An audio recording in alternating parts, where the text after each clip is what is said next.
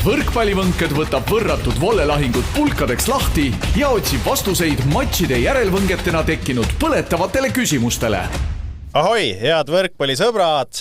Oleme taas siin kogunenud Parda tänava stuudios, episood võrkpallivõngetes numbriga 19.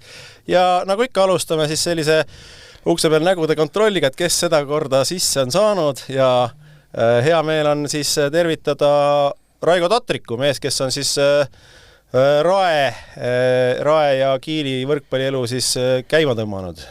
Noh, võib ka nii öelda, jah. Tere ka minu poolt ja rõõm on olla siin stuudios. Nii, loodame, et seda rõõmu jätkub sulle kauemaks.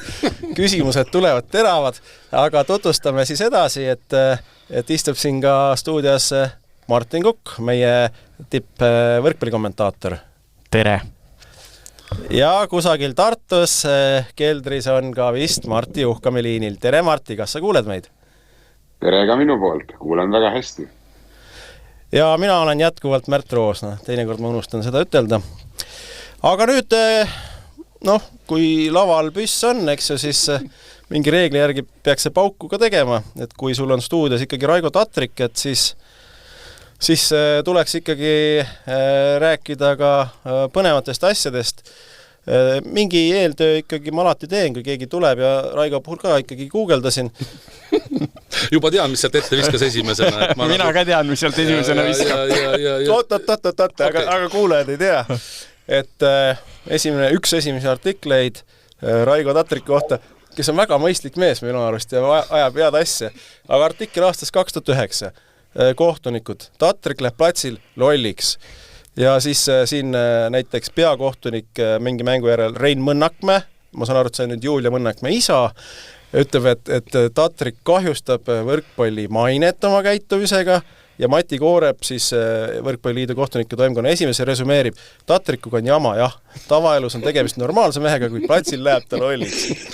Nojah, et eks väike kommentaar sellele asjale, et see oli pikki aastaid, oli ta kohe esimene, et kuna mul on ka selline lasteklubi, kellega ma tegelen, et siis lapsevanemad kohe nägid, kellega on nagu tegu, et Raigo Tatriku guugeldad, siis oli see, et inimene läheb lolliks kohe iga hetk, et aga jah, see oli päris selline... Aga kuidas sul praegu tundub ajalist distantsilt, et kas sulle tehti selle artikliga liiga või seal nagu tundsid ennast ära, oledki selline viitsütikuga pomm? Tähendab, olid? Ja kindlasti olin, ja praegu ka, et ega kohtunikud vist ei saa väga kergelt hingata igal mängul, et natukene peavad ikkagi eeltööd tegema ja valmistama ja on, et minu mõte on see, et ikkagi natukene rohkem oleks lubatud kui ainult plaksutamine seal väljakul ja natukene emotsiooni ka rohkem näidata, et see oli siis emotsioon, oli siis nagu eesmärk ja ka praegu samamoodi, et ei oleks kohtunik niimoodi, et ta tuleb tund aega, võtab oma raha sealt ja saab kergelt minema sealt, et natukene paneme ikka vaikselt puid alla, kui ta on seda. Et palk tuleb välja teenida. Palk tuleb välja teenida, jah.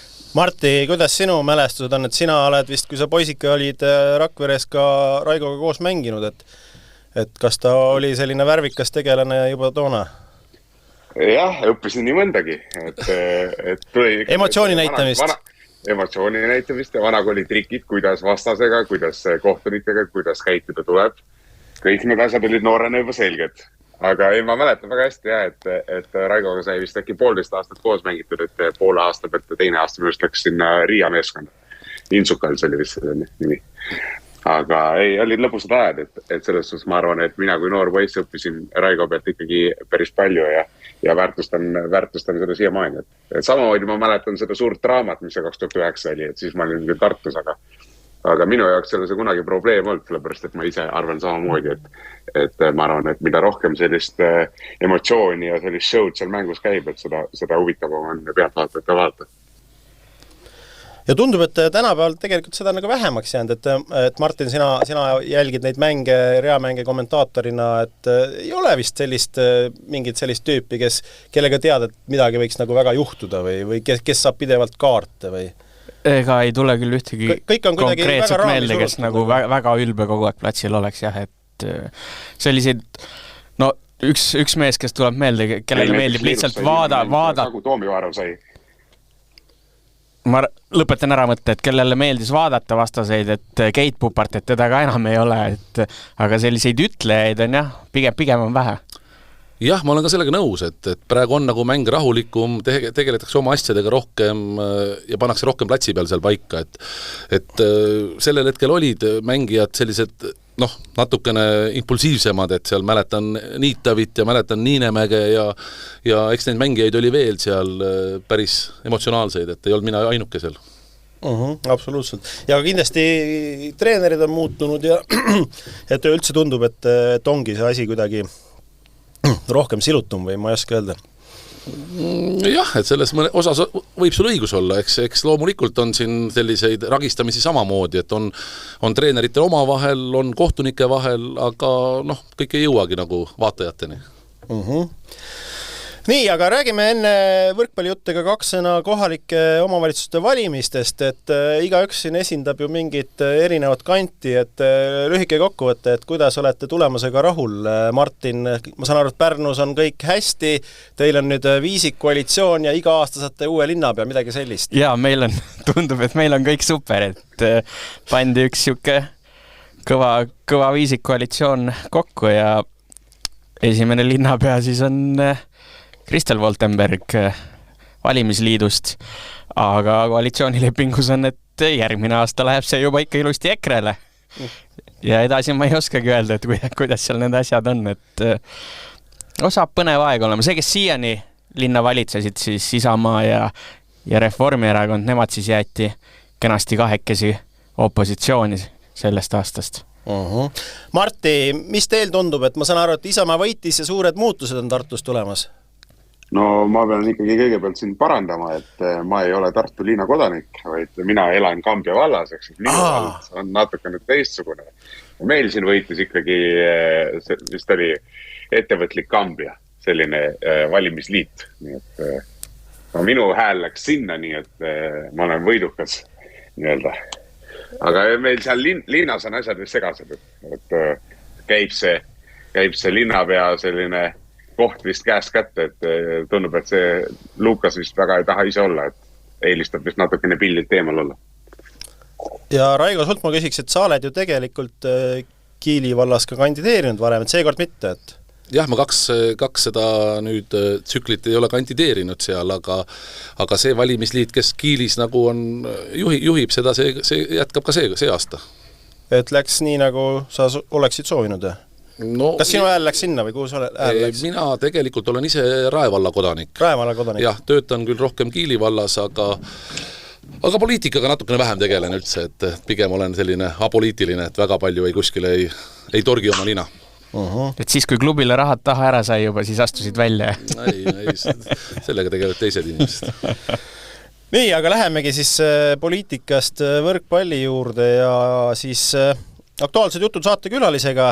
No mis on aktuaalne? Aktuaalne on see, et Rae spordikool Viast on siis esimest korda ajaloos hakkab mängima eurosarja Challenge Cupil siis teisipäev, kolmapäev järgmisel nädalal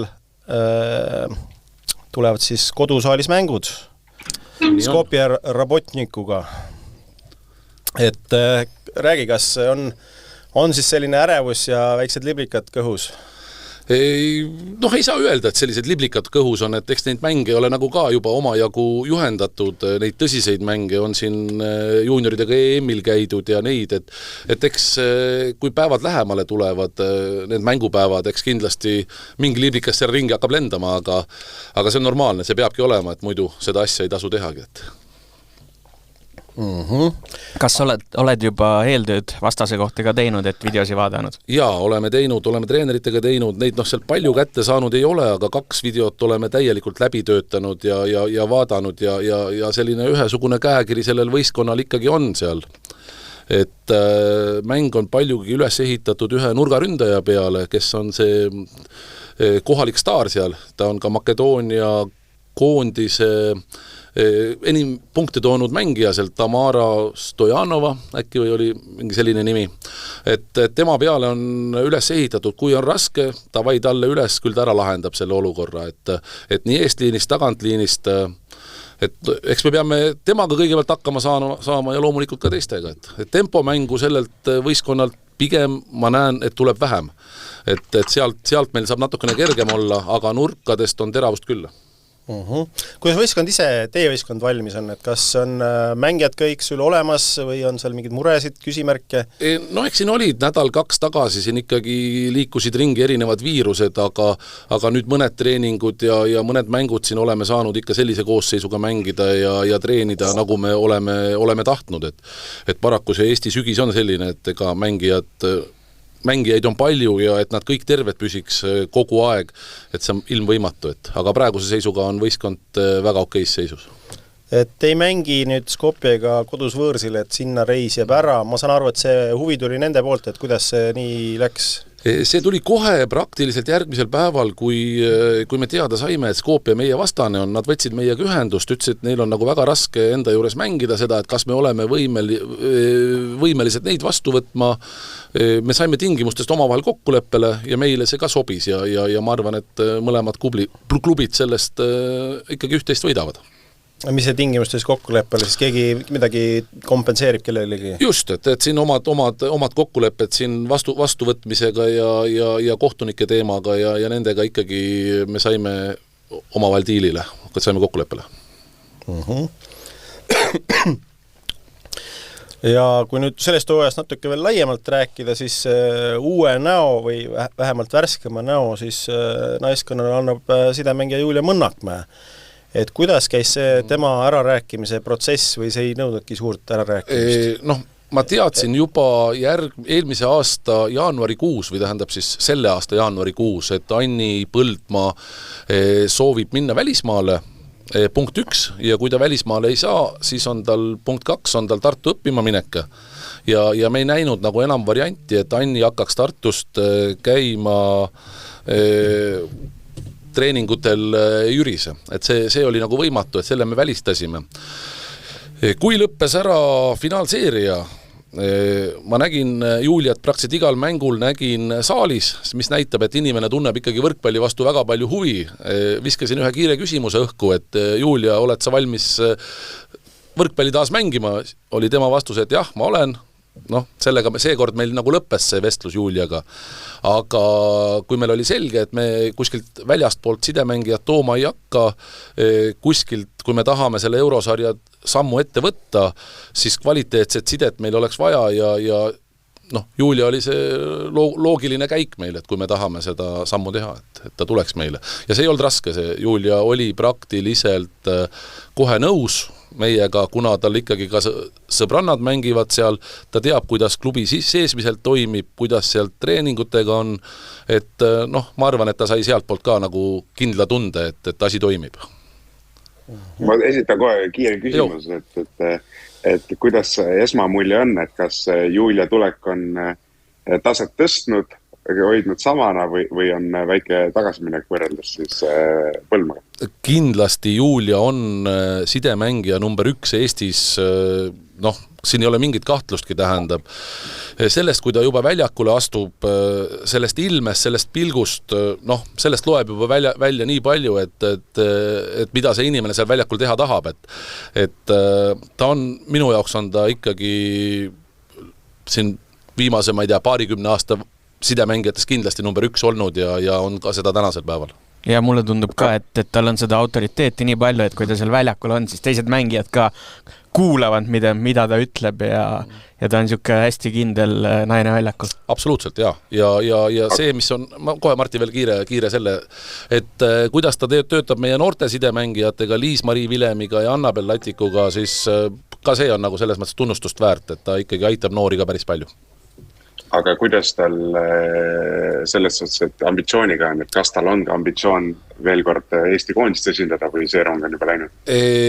Kui ma sain temast ühest intervjuust aru, siis ta jättis ukse praokile, aga eks kõik sõltub tema tervisest, et kuidas tal keha peab vastu selle hooaja, kuidas tal peab treeningutel vastu, et kindlasti sõltub sellest, aga ma sain tema jutust aru, et kõik on võimalik. Kui suurt võrkpallipidu sa siis ootad järgmisel teisipäeval, kolmapäeval? Mis see saali mahutavus on ja kas loodad täismaja? Jaa, kindlasti me loodame täismaja, eks need piletinumbrid ja arvud on meil ikkagi pidevalt silme ees, kogukond teeb meeletult tööd selleks, seal on omad liidrid, kes sellega tegelevad igapäevaselt või isegi kas või iga tund. et ma näen, kuidas see töö käib, ise ei tahaks sinna väga palju sekkuda, tahaks oma asju ajada, oma asju teha, aga paratamatult ma näen, kuidas seda asja tehakse ja see kogukond, kes on kaasatud selle üritusega, on päris lai, päris suur, et see, mis nagu välja ei paista, et tehakse väga suurt tööd ja ma olen selles kindel, et me saame täismaja. Mis see teie mahutavus on? Mahutavus on, ma pakun välja 450, kui me tuubime ta täitsa korralikult täis. Martin, sina oled meil siin Kihlveo portaali spetsialist ja oskad kõige paremini hinnata, et kuidas siis selle mängu veel, kes siis soosik on? Kuidas koefitsiendid tulevad? Tead, sa küsid varamult, ma ei ole ise üldse veel seda... Et sa praegu siit Raigo käest nagu hangin infot, et neid koefitsiente teha, ja. Et ma saadan sulle pärast salvestust selle videod. Ma töötan ise ka läbi. Okei, siis oskad täpsemalt öelda. Et praegu tõesti on vara, et ma tõesti ei ole vaadanud, et millega see hakkama on saanud see klubi ja ütleme ausalt, ega nende euromängude esimeste ringide koefitsientide tegemine on ikkagi üks paras peavalu, sest et kunagi ei tea, kuidas on hooajaks komplekteerimised võrreldes eelmiste hooaegade, meie ikkagi põhineme ju vanal statistikal kõik, et... No jah, aga tänapäeval on see ChatGPT, kellega sest küsida, et kes võidab ju, eks ju. Jaa, ta ütleb kindlalt kohe ära. No meil siin saates ei ole ChatGPT-d, aga meil on Martti Juhkami, kes on siis Eesti võrkpalli kõige suurem arvamusliider. Ja Martti, kuidas see jõuhääkorrad on? Sa kindlasti oskad midagi öelda? Võt, nüüd peangi tunnistama, et naiste võrkpallist mu teadmised kahjuks ei ole piisaval tasemel, et siin arvamust avaldada. Et ma arvan, et iga võit, mis Eesti klubi saab, on kulda väärt, et selles suhtes, et ma arvan, et ega meil midagi lihtsalt ees ootamas ei ole. Jah, et ma arvan siis sõnasabas kinni, et tõesti, et iga võit, mis eurosarjas õnnestuks saadaks kulda väärt, et tegelikult Eesti klubid on eurosarjas väga vähe mänginud, et viimati mul tuleb meelde Kohila naiskond, Viimsi käis, ilmselt ma midagi praegu unustan. Ma tahtsin küsida, Raigo, et seesama Kohila näide, et väikses kohas oli vahva klubi, mis siis tuli siin Balti meistriks ja nii valitseti. Ja siis too aasta, kui nad läksid veel, nad mängisid minu arust veel meistrite liiga eelsarja või midagi sellist. Mängisid seda ka, jah, ma olen mäletan. Ja sealt tulid minu arust neile kaasa päris suured võlad ja asjad, et kuidas nüüd teil see finantsilised ohud, see pool on maandatud? Selles mõttes jah, ma ei tea, kuidas see Kohilal toimis ja kuidas oli ja mis nad trahvi said ja mille eest nad said, aga ma tean, et seal mingi jama oli, nad olid seal iga pisi asja eest midagi saanud juba, et ma mäletan. Aga ma ütlen, et meil see Rain kindlasti nagu loeb üksiksõnaliselt kõik asjad välja, et me proovime selle nii maksimaalselt hästi teha, kui võimalik on, et ikka võib tulla selliseid ootamatusi ette, et mingisugune nüanss ei sobi seal sellele vaatlejale, aga me anname endast parima, et neid asju ei juhtuks. See Rain on siis Rain Peerandi tuntud korvpallikohtunik, et kuidas sa üldse Rain Peerandi oled saanud sinna paati? Rain on Rae spordikooli spordiosakonna juht ja tema oli esimene, kellega me sellel teemal üldse hakkasime rääkima, et kuule, et sellised mõtted on, see oli 5 aastat tagasi. Rain oli sellest kohe 2 käega nõus, et kuule, ei, teeme ära selle, see ei ole probleem ja Rain on kogu aeg kas päevaselt, aga iga nädalaselt on ikkagi abis, toetamas, küsimas, mis on mured, mis on värgid, et Rain on ikkagi meie jaoks täiesti asendamatu võistkonna liige ja tegelane selles võistkonnas, et suur tunnustus Rainile selle eest, mis ta teeb. Igatahes kõik kuulajad ka, et tehke siis plaanid nii, et saaksite teisipäeval, kolmapäeval kohale tulla või siis vähemalt siis ülekanne ka kindlasti mängust? Mängust ülekannet ei ole. Vot ei oskagi öelda, mis seal põhjused on, võib-olla ka EVF-i käest uurida, et miks seda ülekannet ei ole, mina seda tänasel päeval ütelda ei oska. Äkki sa organiseerida, kui näiteks mõnel meediamajal oleks huvi? Päris igasugust ülekannet ei saa sealt teha, et seal on omad nõuded sellel CEF-il jälle, et päris sellise piilukaameraga seda kuskilt nurga tagant teha ei saa ja ei lubatagi, et seal on omad nende kaamerate arvud, värgid, et see on päris omaette teadus, mis seal tohib olla ja mida ei tohi olla, et me päris oma võtetega seda hakkama ei saaks seal. No see enam tuleb kohale tulla. Jaa, täname ka Raed, et meiegi saime ju kutsed ja Rain Peerandilt e-mailile potsatas eelmine nädal mulle küll kutse vähemalt mängule. Et jaa, mul on suur kiitus. Mul on ka ikka märkmikusse tehtud see punane ring ümber. No äge on näha teid seal. Aga Rae võistkonnast ja Raigost me kindlasti räägime siin saate järgmistes osades pikemalt, aga nüüd läheme edasi rubriigini lühiuudised kiirtuli, et väiksed noppeid siis viimasest 2 nädalast. Eesti mängijad välismaal on olnud tublid, lihtsalt väike loetelu siin.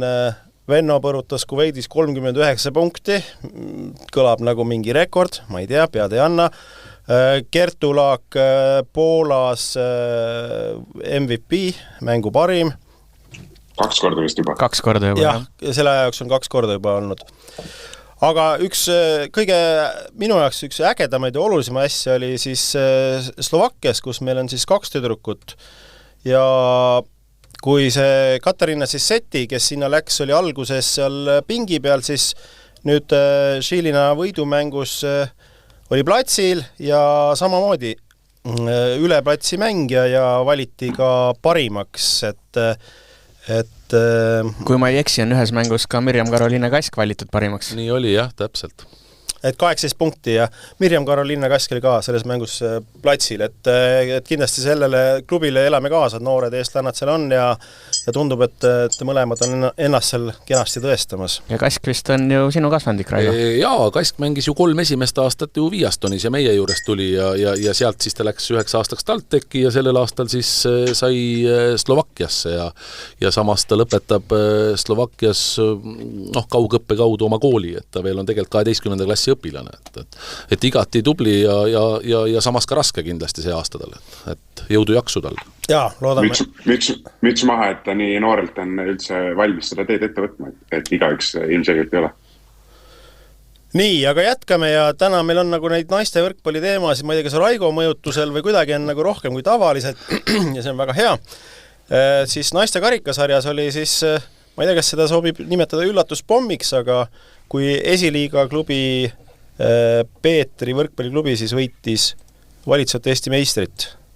Käisin seda mängu vaatamas algusest lõpuni. TalTech Nordaidi 3-0. Just, ja nägin seda mängu algusest lõpuni. Ma ütlen, et see seeria ei ole tehtud veel. Et see mäng oli küll ja TalTechil on kvaliteeti kindlasti, et Peetrist ka jagu saada ja kuldses game'is jagu saada. Et mängitakse järgmine mäng kindlasti tunduvalt suuremas saalis. Seal ei olnud väga palju ruumi seintes servida, et koduvõistkond kasutas selle maksimaalselt ära oma pisikese saali, kus oli serviruumi 1,5 meetri maksimum ja nemad suutsid lüüa minu meelest 14 ässa ja teha 1 vea ja vastane tegi vastupidi 14 viga ja 1 ässa või midagi taolist oli see pilt, et ma olen kindel, et see mängupilt võib olla teises mängus vastupidine, aga ootame ära. Ja Peetri lõi 16 ässa ja 3 viga. Aga kas see Peetri koosseis ei ole siis selline, et peaks ka mängima Eesti kõrgliigas? Kindlasti ta võiks mängida ja kindlasti ma arvan, et Peetri naiskond ei jääks viimaseks sellel hooajal Eesti meistriliigas. Ma olen selles enam kui kindel, ja seal esiliigas võib veel mõni tugev võistkond olla. Kindlasti Tartu võiks mängida vabalt seal, aga nemad mängivad esiliigat ja me ei saa praegu seal võrrelda rohkem. No selles suhtes ongi hea, et on see karikasari, mis natuke neid siis segamine näeb ja saame selle võrdluse teha. Ja alati neid üllatusi siis oodatakse, et võib-olla jah, et võib-olla nii-öelda pealkirjana see kõlab paremini, et valitsev Eesti meister, et Martin on siin meile ikkagi neid asju selgitanud, et TalTech ei ole see aasta nii hästi komplekteeritud ja siis et ei ole ka need ootused võib-olla nii suured nendes osas. Ma tuleks ikka siin selle juurde, et karikasarjas võiks olla 1 mängust, et mitte 2, et siis oleks selliste motivatsiooni nendel esiliiga naiskondadel või meeskondadel rohkem osaleda ja oleks üllatustulemusi ja huvi võib-olla suurem selle just esimeste ringide asjus. Et 1 mängija siis selle nii-öelda madalamal liigas mängiva võistkonna siis kodusaalis? Kodus, jah. Nojah, aga vaata, seal on jälle teine aspekt on see, et kui sul see esiliiga võistkond ikkagi oleks võimalus mängida meistriliiga tiimiga, on ju, et saabki seal ütleme 3-1 või 3-0 kaotab, mis iganes. Aga ta saaks muidu 2 mängu selle meistriliiga võistkonna vastu, et see on nagu see teine aspekt asjal, et kumb see nüüd kasulikum on, et ühest küljest on äge jah, et 1 mäng, võida ära, oled edasi, aga rohkem saad mängida tugevate vastu, ma ei tea. Nii, aga jätkame siis naiste teemal.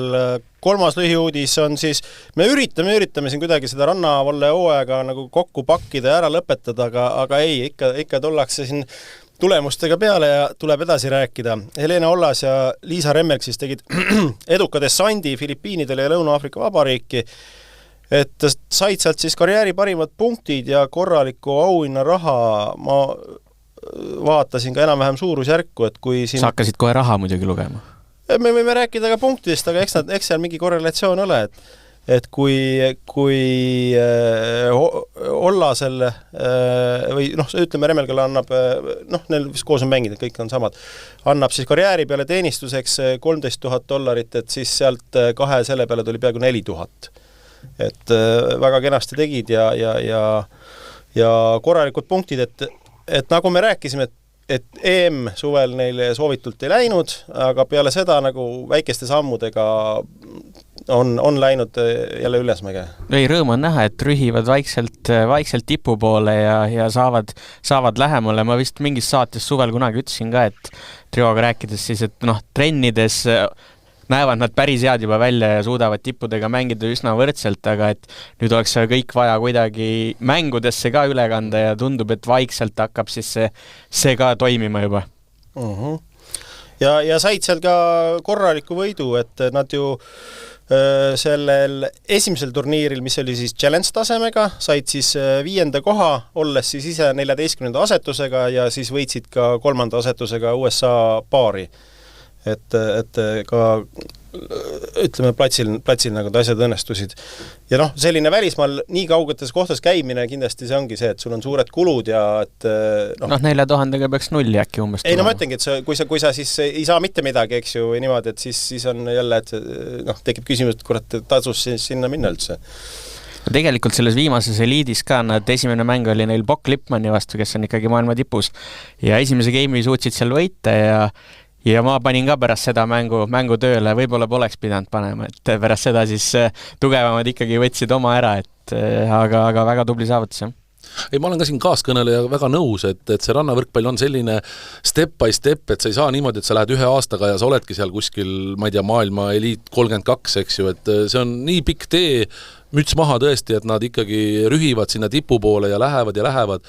Rõõm on jah, et neil on järjest paremini minema hakanud, et ma olen igati nõus sellega. Jah, et novembris siin on tulemas ju rannavalle MM, et seda puhku Eesti paare seal ei ole, et peame kaasa elama seal kas lätlastele või siis mis iganes muule välismaa paarile, kes sümpaatne on, aga loodame, et siin lähiaastatel see asi muutub. Igal juhul. Nii, ja siis vormistasime uudiseks ka sellise asja, et 5 Eesti meest Rumeenia kõrgliigas. Et kindlasti see on mingisugune rekord ja Martti kohe selgitab, et mis asi sinna neid just Rumeeniasse neid Eesti mehi tõmbab? No, kes ei ole lugenud, siis Õhtulehes oli hea artikkel tegelikult sellest Rumeenia liigast ja kõik mehed, kes sinna läksid, said sõna. Et ma arvan, see just mängijate enda suust tulnud tagasiside on ka päris oluline, aga kõrvalt hinnates eksa ikkagi raha on, mis on nüüd rattad käima paneb, et ilmselgelt maksavad Rumeenia klubid siis ütleme, natukene kõrgemat palka kui võib-olla Euroopa keskmikud, ehk siis asi on lihtsalt selles, et Rumeenia liiga ei ole niivõrd võib-olla atraktiivne ja siis selleks, et need klubid saaksid endale häid mängijaid, siis nad peavad lihtsalt natukene rohkem maksma ja nii see liigatase siis on päris korralik, et võingi samasuguse võrdluse tuua ka Tšehhi liigast, et mis võib-olla Tšehhi liiga ei ole täna nõrgem kui Saksamaa liiga, aga ta ei ole niivõrd atraktiivne. See tähendab seda, et jälle Tšehhi klubid siis peavad maksma jälle kõrgemat palka kui Saksa klubid, et häid mängida endale pärvata.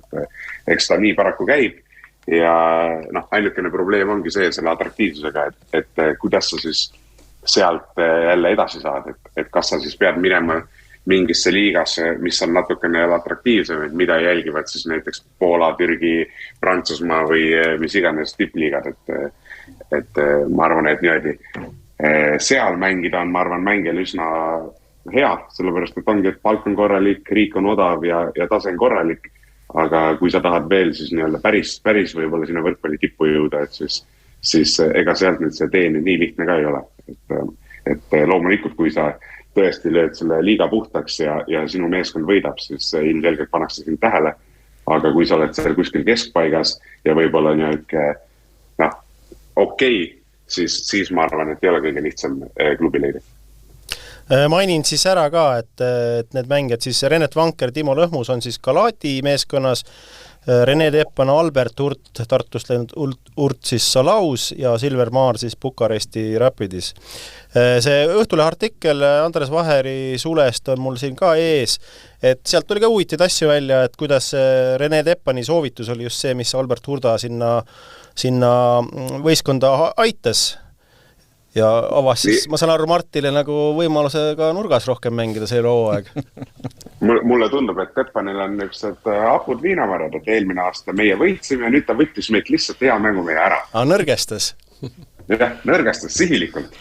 Ja sellest Salaust siis omakorda Pärnu sai oma selle diagonaalründaja Pita. Selle saatis ka Teppan, ma arvan. Siin on üks suur ring, mulle tundub. Mingi skeem siin on, jah. Ei, väga tore artikkel, tahaks kiita ja mulle meeldis siin eriti selline mis on seal oluline, et see palgaasi miinuspoolele siis pandi see, et riik on ikkagi suur, teed on auklikud ja reisid on pikad, et tuleb seal ikka neid 10-12 tundi ka sõita ja et kui sa just Bukarestis ei ole, kus on siis viis meistriliiga klubi, kes saavad siis omavahel kenasti mängida. Ja, et näha on, et me tegid päris hea algusega liigale, et Teppan on seal väga hästi mänginud ja Kurt nüüd viimane mäng sai põllule, et ma arvan, Maar on seal esimene mäng, mis sekkus vahetuses, teises oli juba põhis ja meeskond võitis, ja samamoodi Lõhmus ja Vanker olid põhis. Et tundub, et on oodata päris sellist huvitavat hooaega. Oota, mis see Teppan oli? 30 punkti oli või? Et Pita Pärnu eest 30 pole veel löönud, et seda vaadates siis Pärnu on nagu kahjudega kaubelnud just. Aga midagi ei ole öelda, Pita on tegelikult päris hästi hooaega alustanud. Teppan ka. Ja nii, aga siis läheme edasi, edu siis meie meestele Rumeenias ja läheme edasi siis viimase lühiuudisega, kuna meil on selline laiaformaadiline magasin tüüpi saade, et siis me kajastame ka veteranide sporti. Eesti veteranide võistkond siis Benidormis Hispaanias saalikoondis sai tubli 6. koha ja rannas olid seal 4. ja 5. meie paarid ja 6. koht vanuse klass 45-55 alagrupis võidetigi hilisemad meistrit Itaaliat, seekord siis medalit ei tulnud ja nüüd on küsimus, Raigo, sulle, et kas sa ei vanuseliselt sobiksid ju sinna? Vanuseliselt kindlasti sobiks, aga kahjuks ajaliselt mulle ei sobi see asi, et nii täis on planeeritud kõik nädalavahetused, kõik nädalad, et ei leia seda aega, et minna võistkonnaga. Kindlasti on küsitud mu käest ka ja on küsitud ikka, et on küsitud ka, et kas ei taha ja kas ei soovi, aga kahjuks jah, ma olen alati eituvalt vastanud, et ei leia seda aega tulla. Aga sa jätkuvalt aktiivselt ise ma mängisin eelmine aasta teises liigas, jäime napilt Final Fourist välja, aga jah, ma olen seal paar aastat olen mänginud, see aasta nüüd ma küll veel ei ole trenni jõudnud, et on päris hooaja algus on päris tihe olnud, aga ma ikka plaanin otsustavateks mängudeks tulevad need. Ega nendes liigades ongi, ma tean omast kogemustest, on need mehed, kes käivad trennis ja need mehed, kes käivad mängudel. Jah, ja ma mängisin sidemängijat, muidu eluaeg olin ju libero, et selles liigas ma sain sidet mängida. Nii, jätkame siis 4. teemaga. Kuidas ta 4 on? On ja 4. Elme Messeri Balti liiga. Alustame siis meestest. Marti, Bigbankil oli siis tõsine turnee, et kui me siin rääkisime nendest bussis olnud tundidest ja kilomeetritest, käisite Lätis ja Leedus ja midagi pole öelda, et see ei ole lihtne, et kui siin samade meeskondadega mänginud Võru sai siis maksimaalselt 10 geimi mängisid. 10 geimi said ühe 3-2 võidu, 3-2 kaotuse, siis ka teie ikkagi saite ühe kaotuse, et lätlastele kaotasite, küll aga võitsite Žeulaid 3-0, et Leedu klubi sai alles esimese kaotuse. Et räägi, et kui lihtne või raske siis seal võõrsil mängida on Balti liigas? no ega ta lihtne ei olnud jah, et selles suhtes, et kohe esimene mäng siis Riia vastu algas meie jaoks päris kehvasti. Et siis justkui saime mängu sisse, kõik tundus juba kontrolli all, aga siis hakkasid asjad juhtuma, mis võib-olla ei peaks juhtuma ja nii see 4. game'i lõpp läks ja läks 5 otsa, et selge see, et võib-olla me ei teinud kõige paremat mängu. Et ma arvan, et tegelikult oma taseme poolest peaks ikkagi olema tugevam klubi. Aga nii see paraku käib, et kui ei suuda enda siis nende head mängu näidata ja vastane teeb midagi hästi, siis tase on piisavalt ühtlane, et saad kohe karistuse kätte. Et Leedus oli siis... Ma ikka küsiks selle Läti mängu kohta, et teil oli seal lõpus oli päris palju ka kohtunikuga vaidlusi, et kas teilt võeti paar punkti ära ka või? Üks oli mingi tõste, oli, mis vilistati siis mustaks või? Et pigem oli nagu, kui muidu on kogemus selline, et Leedus on kohtunikud sellised, kes pigem siis vilistavad nii, nagu leedukatele paras on, aga ütleme, kindlasti ei saa öelda, et kohtunik seal midagi väga oleks palju otsustanud, aga kõik sellised 50-50 asjad olid ikkagi Riia kasuks, et ma ei tea, see nüüd tundub... Et tehakse professionaalselt, et millestki nagu kinni võtta ei ole, aga ikkagi koduvõistkond kasu saab. Järelikult ei on 50-50, oli 55-45. Yeah. Aga mis seal oli selle lõpus, et sa pärast ka nagu ise lõid palli maha mitu korda, et te saite punkti ja siis sa läksid veel kohtunikule midagi ütlema, et mis see peale selline võidetud punkti, mis suhtlus see kohtunikuga on või mis seal öeldi? Ma isegi ei mäletagi praegu tule ette, mis see olukord võis olla. Seal lõpupoole oli seal natukene need Riia-mehed ka seal käisid igat puudet ja igat asja käisid seal kauplemas, et ühe korra ma vähemalt lihtsalt ütlesin kohtunikule, et võib-olla aitab, et võib-olla tegeleks nüüd rohkem mängimisega. Sina tahtsid mängida võrkpalli? Ja mina tahtsin võrkpalli mängida, aga Riia tahtsid seal rohkem juttu rääkida, et siis ma mõtlesin, ma siin natukene tuletan talle meelde, aga üks olukord oli küll selline, et kus Formanitskis unustas ära, et ta peab servima ja siis ta mökutas selle palliga seal mingi 20 sekki ja siis kohtunik mõtles, et ootab tal ikkagi ära, et kaua ta seda servida tahab. Et siis ma ütlesin talle, et jah, et reeglid on ikka sellised, et võib ära ka vilistada selle. Tal ei olnud meeles see. Selge. Aga vist tuleb ikkagi öelda ka, et te mängisite ilma Kaibaldit, et tundsite sealt ka puudust. Et eks selles suhtes, et praegu jah, et sellel turneer oli meil ikkagi nii, et meil sellist väga palju sellist vangerdamisruumi ei olnud, et Tobias, kes siis oli noor poiss, kes meil on nurgaründaja, tema oli veel terve nädal haige ka, treeningut oli osalenud, et treener siis Alarikberg pani ühes episoodis korra Robin Ruhula siis vastuvõttu tegema, aga suures plaanis mängisime nendega, kes meil olid parasjagu põhikoosseisus, et seekord sellist vahetuste virvarri ei olnud, kui välja arvata siis sidemängijad, et eks Alarikberg tunnetas ka, et kui ta midagi muuta tahab, et siis sidemängija vahetus on see, mis selle muutuse tuua võib. Et paraku seekord siis võidule meid ei aidanud, et veel seal igas skeemisest tegime selle vahetus ära, aga jah, et selles suhtes, et eks selline moraalil ikka natukene niimoodi sööb, et sellised kaotused, et kus sa justkui oled võidus kinni ja siis annad ära, ja mitte just päris sellepärast, et vastane siis jube hea on, või pigem mis sellepärast, et ise olime nagu vähe kehvemad. Aga eks see käib jälle selle mängu juurde, et sellised tõusid ja mõõnad, et kui sellel aastal võib-olla me ei ole praegusel hetkel sellises komplekteerituses, et me saame lubada endale seda, et meil on 1-2 meest puudu ja siis me lähme ja sõidame teistest üle, et ikkagi iga mängija peab iga mäng olema võimeline siis väga hästi mängima, et kui me tahame neid vastaseid võita. Ja tundus, et teie diagonaalründaja Jack Williams sai ennast käima, et mõlemal päeval siis 23 punkti, et 23 punkti Joulai vastu 3 game'iga, et see ei ole sugugi paha.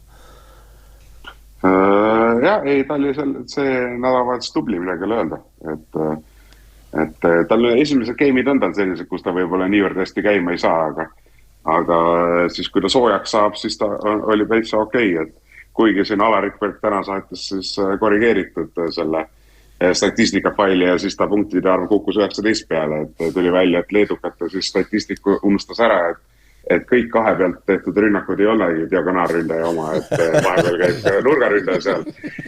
Ja vastupidi, et kui 4 pealt lööd, siis alati ei löö nurgaründaja või diagonaalründaja lüüa. Nii Okay. Tal see statistika natukene läks kehvemaks ja minul läks natuke paremaks, aga selles suhtes, et see ei muuda seda, et tegelikult Jack oli terve nädalavahetus päris tubli. Selge, see on ka huvitav tausta teadmine meile. Nii, mis siis veel? TalTech Selver käis Pärnul külas ja ühe game'i nad said, aga tegelikult mäng oli ikkagi suhteliselt selgelt Pärnu käes või vähemalt see mängu lõpp, Martin? Jaa, võib-olla Aavo Keel ise ühes eelnevas intervjuus ütles päris hästi ära, et nende see keskmise taseme kõikumine on praegu nii suur ja mulle tundub, et sealt Pärnu ikkagi korraliku eelise sai ka, et oli küll ka Pärnul teises game'is päris suur ärakukkumine, aga nad said seal juba selle sama game'i lõpus mängu tegelikult tagasi. Aga kui ikkagi Selver TalTechil see kukkumine tuleb, siis aeg-ajalt ikkagi tuleb päris kolinal ikkagi kohe alla ja üks asi on ka kindlaks saanud, et kui Jefanov tervet mängu ei suuda ära taguda, siis on Selver TalTechil väga raske, et kui ma ei eksi, oli Jefanov esimene game 71%, teine game oli 36% ja kolmas game oli 12%, et niimoodi on Selver TalTechil päris raske võita. Kes neil üldse see tema asendaja nii-öelda on või teine diagonaal? Mul ei tulegi pähe üldse. Seal on mingid noored poisid on, aga ilmselt saaks ka Kaisi kasutada diagonaalina, ma eeldan. Ronessi on ka pandud korra. Kui nad mängisid Tallinnas, ma käisin kommenteerimas leedukate vastu vist. Siis korraga vahetati Jefanov Diagost välja ja pandi norrakas Roness. Aga ega neil sügavust ka ei ole, et seda me nägime, kui nad siin kodus mängisid, kui Kustit ja Kaisi ei olnud, siis ikkagi on päris raske neil. Aga Pärnu poolelt ka siis, kas Taavetil ja Tähel vist ei olnud parim mäng? Ma ise seda mängu kahjuks ei näinud, et lihtsalt nägin statistika palju. Jaa, ei olnud jah. Ega neil ka siis kõik nii roosiline ei ole tulnud? Ei ole, ma ütleks ka, et Uuskari jättis nurgas väga hea mulje, et Tamar Nassar, mul kõrval kommentaator ka tõi päris hästi välja, et kui seal Täht ja Piita ja Lepik üritasid ainult toore jõuga, siis Uuskari tõi natukene niisugust osavust ja seda juurde ka, et seal nikerdamist ja tegi seda hästi, nii et niisugune väike tasakaal sealt tuli ka. Aga me jooksime selle meie Leedu mängust nii kiirelt üle, et kaotusmängust tahtsime küll rääkida. See unustatakse kiirelt. Vastupidi, me oleks sinna just tagasi jõudnud, et kui vaadata turniiri tabelisse, siis leedulased ju juhtisid seda ja nüüd te võtsite tiitlikaitsed maha ja 3-0, et natuke üllatav tulemus, et siin Martin enne mängu mõttes ka need koefitsienti ja pani siis selliseks 50-50 mänguks selle, aga tegelikkuses oli siis suhteliselt ilus 3-0 võit, et mis seal siis teistmoodi oli? No tegelikult, ma ütlen esimese asjana ära, jah, et kas ta nüüd nii ilus oli, ma ise kahjuks ei näinud seda, aga samal ajal, kui ma kommenteerisin, mul oli see livescore Tartu mängus ka lahti ja minu teada nad olid esimeses game'is 12-18 taga ja siis ma mõtlesin, see asi juba lõhnab kehvasti, aga siis juba mingi hetk vaatasin uuesti, oli 2-0 ees, et jah, meil oli seal 10-17 ja 20-24, et lõpp oli ikkagi päris terav, et peatreener oli ka juba sellise näoga, et kas jälle.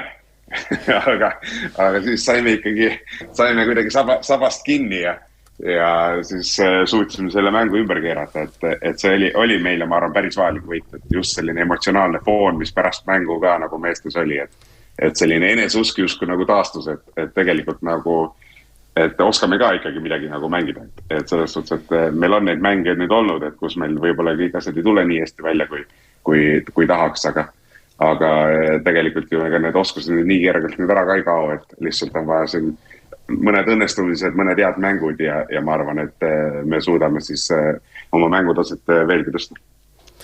Ja võtsin nüüd selle tabeliseisu ette, Šiauliai endiselt selle 10 punktiga 5 mängust on esimene, Pärnul siis on 4 mängust samuti 10 punkti, Riial 4 mängust 9, Tartul 5-9, siis on väiksem vahe, et tuleb Parrus 6 ja SRCM 6-ga.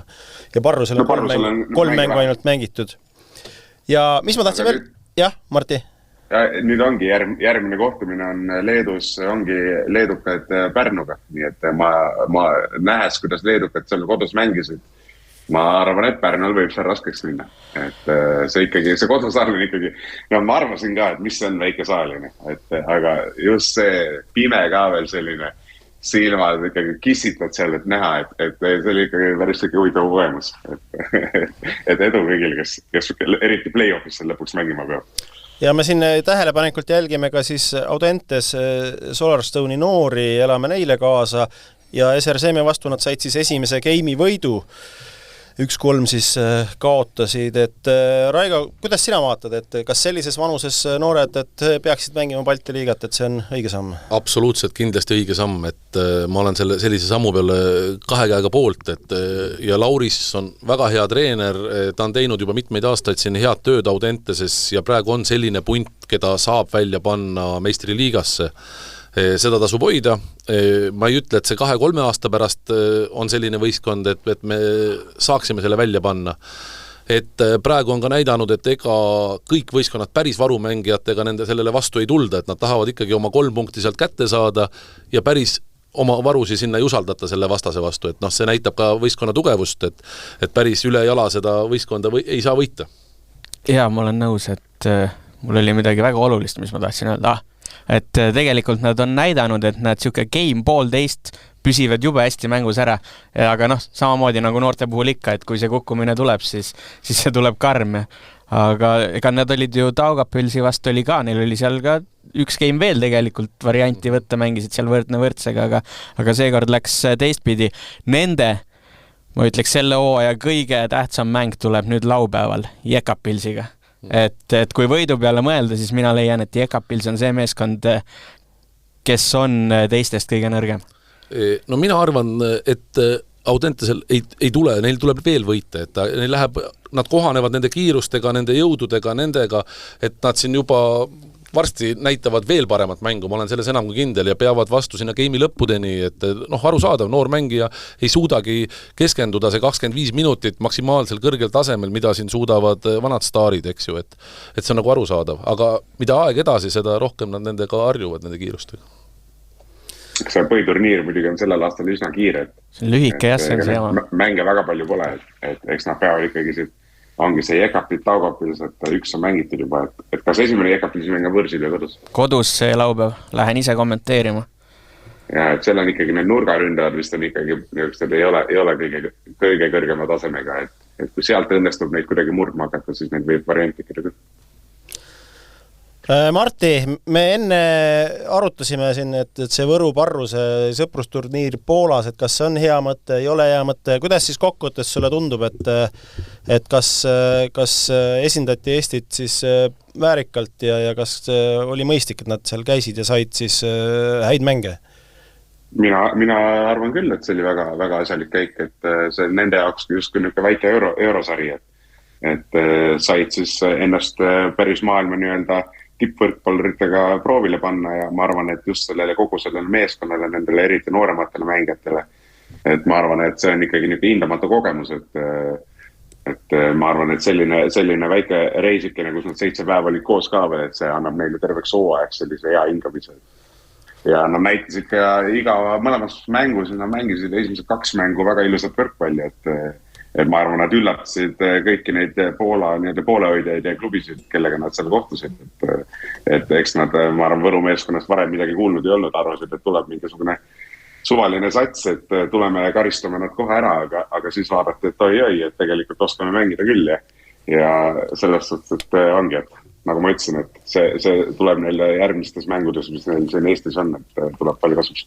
Et seda uut hingamist me saamegi näha, et meie saade tuleb välja kolmapäeval ja siis kolmapäeval ehk siis saatega välja tulku samal päeval. Parrus võõrustab Selver Talteki, et täitsa huvitav vastasseis. Ma näiteks saangi tuua võrdluseks selle, et omal ajal, kui ma Innsbruckis mängisin, siis neil oli komme käia Itaalia klubidega sõprusmänge mängimas siis enne hooaega ja hooaja keskel. Ja minu kui siis noore mängija jaoks oli ikkagi väga oluline, et võib-olla olulisem kui see Australiiga ise, et minna sinna, näidata ennast nii-öelda nende Itaalia klubidele, üritada siis silma jääda. et ma arvan, et täpselt samamoodi mõtlesid nüüd kõik võrumehed, et lihtsalt see, et ma teen siin hea mängu, sinu nimi jääb meelde, võib-olla see ei tähenda seda, et sa saad kohe järgmine aasta kuskilt mingisuguse pakkumise, aga sa oled justkui pildis, et kui sul õnnestub kuskil 1-2 hooaega võib-olla veel teha, siis võib-olla see nimi ja nägu tuleb hiljem meelde. Ja Helme Vesser liiga jälgimiseks, paremaks jälgimiseks või ütleme mingi konteksti loomiseks, et ma panin ka väikesed individuaalsed mängupõhised topid kokku, näiteks punktitop, top 10, kuhu sai siis sisse 21 punktiga ja tahate pakkuda, mitu eestlast seal on? Jefanov on kindlasti. Et palju ei olnud, jah. Ongi 21 punkti peal on Albert Hurt, nüüdseks juba Rumeenia klubimängija ja siis Jefanov 22 punkti ja seda toppi siis juhib meil Renato 35 punkti, tõi tema siis Parruse kaotusmängus Šiauliai vastu. Et oleksid ka Martti pidanud ikkagi Šiauliaiga tegema 5 game'i ja siis oleks neid punkte ka nii sul kui Jack Williamsil olnud rohkem, ükskõik kuidas te seal jagate need statistikutega. Ja, et vaatasin, täna just nägin seda, et minul 18, temal 19, et ilmselgelt kui oleks seal paar game'i veel madistanud, oleks seal 25 võib-olla rohkem kokku saanud. Ja, et me põnevusega vaatame, kas sa sinna top 10-sse saad sisse, hooaja jooksul vaatame pidevalt seda üle, siis pluss-miinus ehk siis efektiivsuspunktid, taas siis seesama mäng Santos, Renato siis pluss 17, aga ka Andres Jefanovil on väga hea pluss 16 on Pärnu mäng, Pärnu Selver-mäng. Ja siis Jack Williams pluss 16, aga vaat nüüd jah, see Šiauliai mäng, et seda peab siis üle vaatama, kui teil on juba uuendatud statistika, ma ei tea, kas see läheb sinna ametliku kodulehele ka, mina lähtusin sellest. Ei lähe vist, ei lähe. No siis jääme selle juurde. Jääme valed andmed. Pluss 12 oli. Ja servides siis ma panin siis alampiiriks, millega ma hakkasin sisse võtma, sinna top 10 ei saanud veel täis, et on 7 mees, kes on üle 4 ässa löönud ja esimene mees, ma ei tea, kas teda üldse üle lüüaks ühes mängus, 7 ässa. Jefanov. See oli see kõva mäng neil Serseemega, kus ta hakkas selle mängu pöörama. Ja 7 on ikkagi selline number, mida ei pruugi isegi terve hooaja jooksul rohkem näha. 7 on raju. Ja, aga Dmitri Šlomin, mees siis Šiauliai sidemängija, kellega vist sina, Martti, ka koos mänginud või? Ei ole. Või sa siis ei olnud, ta oli ju Tartus? Tema on Tartus mänginud. Paar aastat äkki isegi, aga siis ma ei olnud Tartus. Et tema on õnnestunud teha 2-5 ässaga mängu. Huvitav, et visuaalselt teda vaadates see serv ei tundu tal nagu nii kõva või nii ohtlik, aga kas see on siis nii hästi platseeritud serv või? Ta on võimeline jah, et igasse suunda lööma ja tal on ka lühike serv olemas, et meie vastu tal vist see mäng väga hästi, see serv ei õnnestunud, et seal teised mehed olid ohtlikumad, aga tavapäraselt ega ta on ju ka Tartu aastatel oli väga hea serviga, et ta on kogu aeg ohtlik olnud. Ja jah, et ja Eesti meestest leiame siin veel 4 ässaga Uskari või? Tom Swansi. See on ju Sau Kaleviku mees, see on puhas Eesti mees. Nii, aga plokkidega oli, ma ei tea, mis teil seal toimub seal liigas, et ma panin nagu sisenemislävendiks, panin 5 plokki, mida ei ole palju, ja ainult 3 meest siiamaani on sellest rohkem teinud. Mart Naaber 6 plokki siis Riia vastu ja siis on Siimas Grigalaitis ja Toomas Rogal 6 ja 5 vastavalt. Ja Rogal on seda mitu korda teinud ja Naaber pani ka 5 plokki Šiauliai vastu. Aga ma ei tea. Vist oli Šiauliai vastu ka 6, mõlemad 6. Jälle mingi uus statistika. Kurat, Martti räägib kõik ilusamaks. Anna mul see statistika enne saadet. Kui oleks praegu öelnud, et 4, siis ma ei oleks seda maininud. Et selline asi, mida ka tasub jälgida ja mida me siin välja toome, et lihtsalt natuke... Ja kui Kuulbet pakub eripanuseid mängijatele, siis selle järgi saab ju vaadata. Siis me teame, et Toomas Rogal on siin korduvalt pannud 5 plokki ja Naaber samamoodi. Aga Juhkami pigem mitte. Ei ole ploki mees tundub.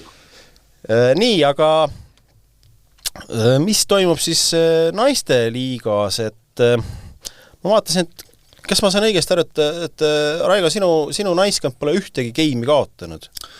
Me kaotasime superkarikal ühe geimi, aga rohkem ei ole ei Eesti, me oleme vähe mänginud tegelikult, et meil on vist ainult 3 mängu vist on kirjas Balti liigas ja seal ei ole geimi kaotanud praegu.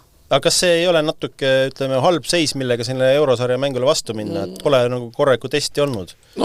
Jah, eks me lähme nii, nagu need mängud on meil, et me saame veel siin täna mängu loodetavasti seda, mida me ootame, tähendab mängu ja meil on pühapäeval Audentesega mäng, et kus me saame veel ennast testida, et sellised me vastased on ja nendega me mängime praegu. Et täna tähendab siis seda, et me lindistame teisipäeval, täna mängite Viljandi Metalliga karikasarja, et homme on see tulemus teada, Martin ütleb ära, et see on 3-0 ja tahtsingi sinna jõuda, et Martin siin mida saade edasi, seda rohkem nagu paneb sinna raele nagu seda pinget peale ja ütleb, et kõik on selge, et põhimõtteliselt, et selle treeneri koha peal võiks olla ka lumememm. Seda mina ei ole öelnud. Selle ma mõtlesin koha peal välja, jah, seda ta tõesti ei öelnud. Et kuidas tundub, et kas on see asi nii lihtne või tegelikult ikkagi ei ole, et see tegelikkus on teisi naiskondi ka? Ei, kindlasti on. Kindlasti Tartu on see hooaeg väga, väga tugev, väga arvestatav. Kindlasti... Kellega te ei ole mänginud? Kellega me ei ole mänginud ja meil tuleb Tartuga mäng nende kodus väga raskel ajal, kui meil on olnud siin kas nädala aja jooksul 4-5 mängu juba, et päris raske esimese vooru mäng tuleb Tartuga. Ja kindlasti me ei saa alahinnata Viimsi võistkonda see hooaeg, et väga okei kogenud mängijaid ja tublisi noori on seal, et kindlasti korralikud ettevalmistused mänguks ja me peame ise terved olema. Kõik on võimalik, aga kui me ise siin vigastame, teeme, oleme haiged, et ega see tont võib kõiki võistkondi kiusata, et me peame terved olema, siis võime vaadata, mis seal hooaja lõpus saab. Ja Viimsist rääkides tegelikult ma eelmine saade tõin selle välja ka, et päris ägede pundi on kokku see aasta saanud, et miks nad Balti liigat pagan ei mängi? Vot ma ei oska seda kommenteerida, et seda peab Steni käest küsima, et miks nad ei tee seda. Aga mis sa ütlesid, et peame vältima igast vigastusi ja asja, kuidas sa tunned, mis positsioonilt te kõige haavatavamad olevate? Meil on praeguse seisuga kõige haavatavam positsioon keskmised temporünnak, tempomängija. Et meil läks ära Eva Fabricatore, see võib-olla siin esmakordselt kõlab siin stuudios see, et paljud ei tea veel, et ta läks oma eluga, kolis ära Islandile oma perega. Ta mängis meil hooaja esimesed mängud, andis meile vajalikku vahetusi, kui meil oli seda väga vaja. Meil on küll tulemas üks väga kihvt noor tüdruk Miia-Marta Kersa, kelle pikkus on 1,95 m, kui sealt pildi pealt praegu vaatad, kõige pikem. Kui vana? Ta on 2010 sündinud. Ta mängib praegu esiliigas ja on mänginud TBD-ga, mängis terve mängu meistriliigas.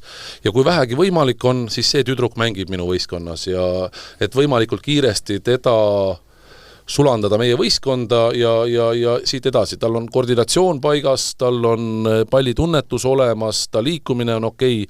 Et sellel tüdrukul tasub see hooaeg silma peal hoida, et juba oma pikkuse ja sellise osavuse pärast, mis tal on selle pikkuse kohta. Et 2010 aasta sündinud, jah? Jah. Ja põhjus, miks siis Martin siis nii julgeid avaldusi siin tegi, oligi see, et kui võtame lahti siin Balti liiga tabeli, et siis Kaunas on saanud ühe kaotuse ja ongi saanud teilt ja võitsite 3-0. Neil on 5 võitu, 1 kaotus, teil on siis, teete vähem mänginud 3 võitu, 0 kaotust ja siis Tartu 3 võitu, 0 kaotust. Ja miks ma selle järelduse veel tegin, RSU-l lõed Strukad ei ole enam seal võistkonnas, vaid välismaal, et RSU on ka minu hinnangul sellel hooajal kehvem. Te küll võitsite neid nüüd ülikindlalt 3-0, aga nendel oli vist 4 või 5 mängijat veel puudu ka. Ei olnud enam puudu, et oli puudu ainult üks diagonaal, kes ka läks ära Sveitsi liigasse, kes mängis Supercupil meie vastu ja kes mängis päris hästi seal Supercupil meie vastu. Treeneri sõnul ka tema lahkus sinna liigasse, et selles mõttes neil on noored, jah, et nad on nõrgemad ja kui nad meie vastu mängisid, nad olid peaaegu nädal aega vist ka kõik haiged olnud, et see oli treeneri jutt viimane. Rohkem ma ei oska kommenteerida. Ja põhiside Dolotova ka vist ei mänginud, kaasas ta küll oli, aga...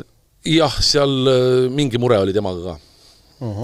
Aga mis puudutab Kaunase võistkonda, väga hästi komplekteeritud nende selle hooaja, ma ei tea, kas neil on plaan tuua veel, on kindlasti sidemängijad. Et mõlemad sidemängijad on suht lühikesed, ma ei tea, kas nad on seal 1,64-5 või palju nad on seal, et see jäi silma, et selles võistkonnas muud asjad on väga okeilt paigas, diagonaalid, tempod, nurgad, kõik on väga okei, et aga nad jäid jänni selles mängus, mis meie vastu olid, oli just sidemängija positsioon. Ma võin nüüd eksida, aga kas eelmine hooaeg oli neil üks türklasest sidemängija, kes oli tõesti väga hea? Oli, olen nõus. Et jah, seal on ka nad tagasi andnud, ma olen nõus. Ja siin on, meie liigas on ju nüüd Läti U18 koondis ja Leedu U18 koondis, mida nagu tasub esile tõsta.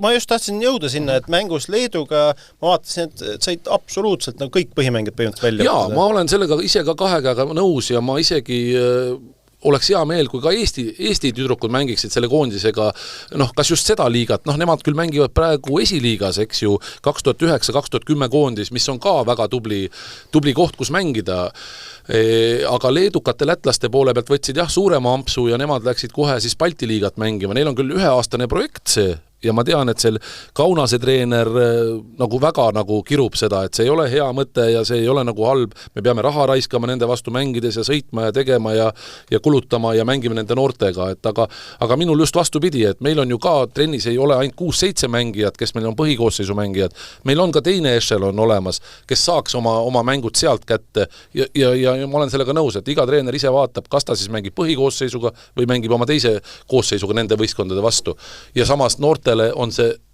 elutugev kogemus ja eluhea kogemus seal mängida, et ma olen sellega igati poolt. Ja muide, Leedu U18 on 2 võitu juba saanud, et nad võitsid Läti U18 ja siis nad võitsid ikkagi RVS-i ka. Et Riia seda volleyballskoolat, kes on ka minu hinnangul natukene tagasi võrreldes eelmiste hooaegadega andnud sellel aastal. Eesti klubidest mängib siis Balti liigat ka Audentes, kes ka siis mängis selle Leedu U18-ga, siis said 3-1 võidu, et see on ka natuke nagu mingi noortekoondis või midagi sellist, et mis tasemel sats see tänavu tundub olevat?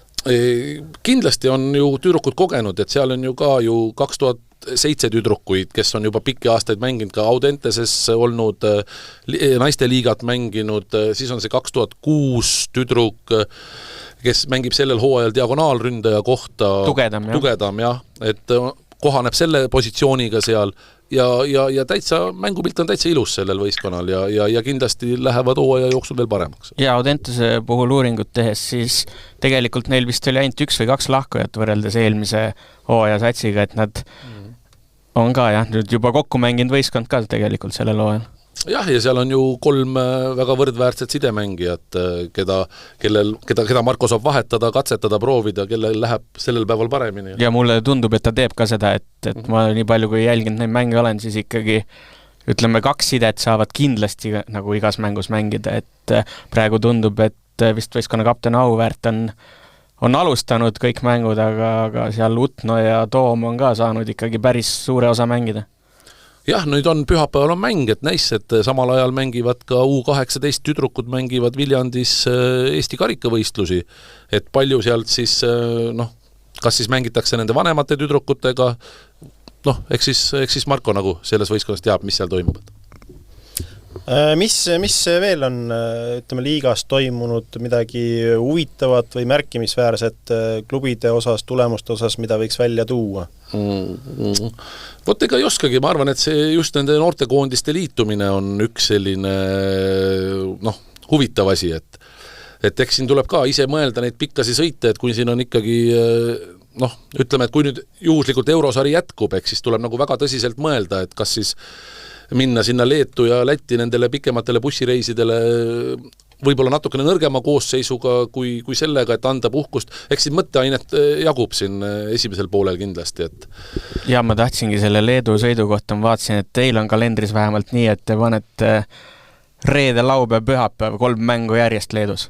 Jaa, me ise otsustasime selle, et meil jääb selline üks pikk sõit edasi-tagasi ära 1 mänguks sinna, et me otsustasime, et me võtame natukene rohkem tüdrukuid kaasa nendeks mängudeks ja jagame seda mänguaega võrdsemalt, et me ei tapaks neid ühte koosseisu ära seal, et kõik saavad mängida ja ma arvan, et see 3 mängu on tehtav. Jaa, ma just vaatasin seda selle pointiga, et see kõige olulisem mäng Kaunas, et see on see viimane mäng, aga nagu sa ise ka ütlesid, et siis seal nende noortemate ja selle Taurase vastu ilmselt saad rohkem varieeruda võistkonnaga, et päris ära ei väsi need põhikoosseisu mängijad, et 3. päeval jaksavad mängida veel. Jah, täpselt nii ongi.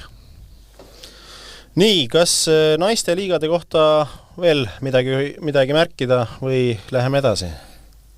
Ei no ega siin, mis siin ikka, et Eesti meistrivõistlused on ka alanud ja muideks TalTechi naiskond võitis siin Audentest 3-2 väga, väga põnevas mängus. Isegi natukene vaatasin seda. Ja seesama Viimsi, kellest me rääkisime, sai Tartult game'i kätte. Mängivad täna nüüd teisipäeval ka karikat uuesti oma vahel, aga seekord mängivad siis Tallinnas. Et võib päris põnev mäng olla, kui siin Tartul kõik ei õnnestu näiteks. Aga Tartu, tõesti nagu Raigo ka ütles, on selle loo ajal hoopis teist nägu aja alguses juba, kui nad terve eelmise hooaja kokku olid. Jah, nii ta kindlasti on. Tartu ei ole veel kaotanud, jah? Tartu ei ole kaotanud, jah. Täna see mäng siis toimub Tallinna Ülikoolis kell 7, et kellel vähegi võimalik on astuge läbi, et näete kindlasti head võrkpalli seal. Nii, aga läheme siis edasi. Rubriik Kuulbeti eripanus. Kuulbet esitleb. Nii, Kuulbet esitleb. Eelmine kord me panime ühe pikaajalise eripanuse. Panime? Ma ei ole seda panust veel teinud. Jaa, see on muideks üleval juba Kuulbetis ka, ma panin eelmise nädala. Peale saadet panin põhimõtteliselt üles ikkagi kohe, et 3,5 Eesti pääseb alagrupist edasi, 1,28, et ei pääse. Aga nüüd jäin mõtlema siin, et mis nüüd seekordseks eripanuseks ja tuli üks selline mõte, et saate käigust tuli või?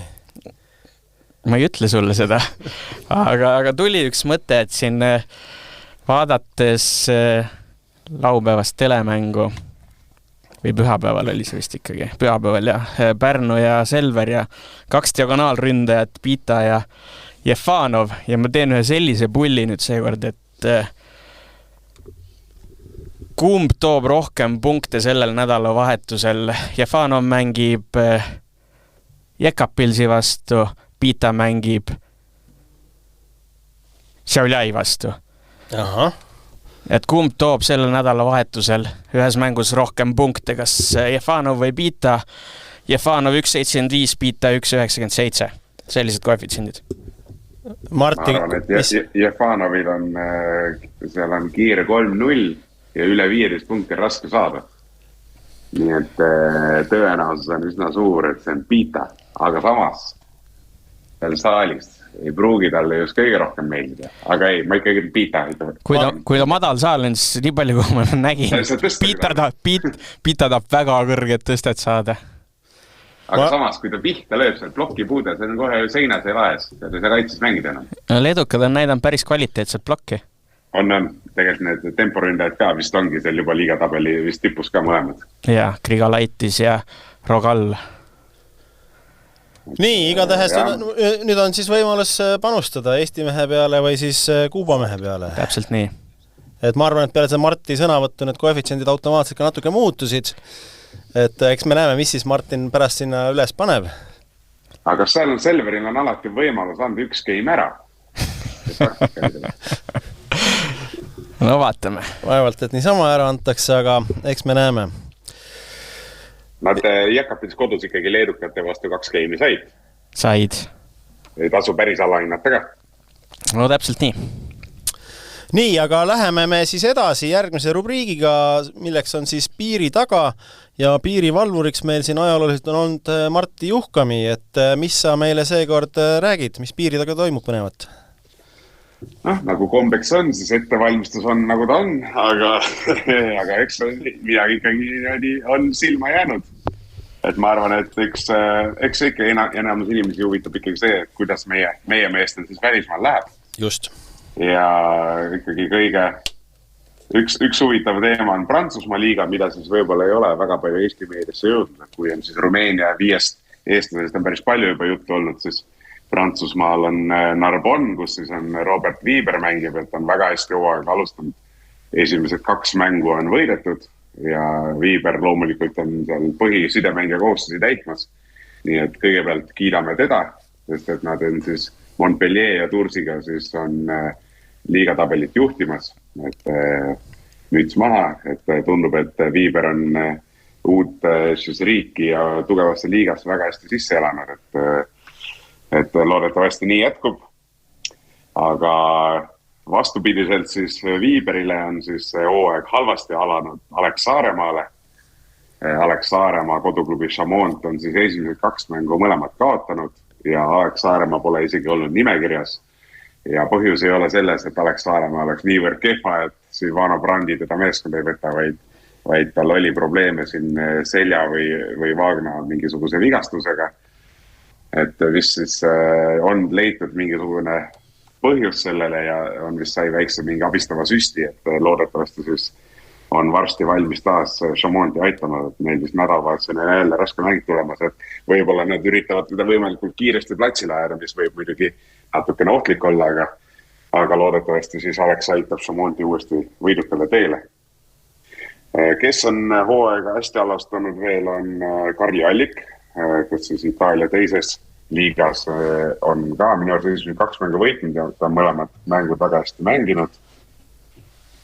Ja samamoodi ära unustatud juba natukene Eesti võrkpallifännide poolt Ardo Kreek, kes siis mängib Prantsusmaa teises liigas, on samamoodi esimese 2 mängu võitnud ja mõlemas mängus väga hästi toimetanud.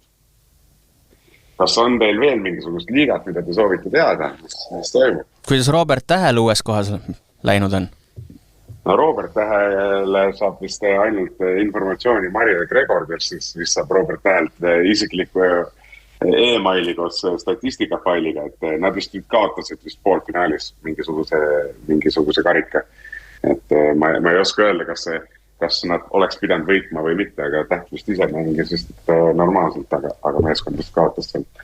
Kuigi ülejäänud mängud nad vist on võitnud, et ei tohiks väga suurt nurisumist olla, aga õigus. Nüüd Jaapani liiga algas nädalavahetusel ja kohe pommuudisega, et Hokkaido siis pani sellele Poyerile ja Defalco klubile, kuidas see siis öelda? JKET või? Stings, jah.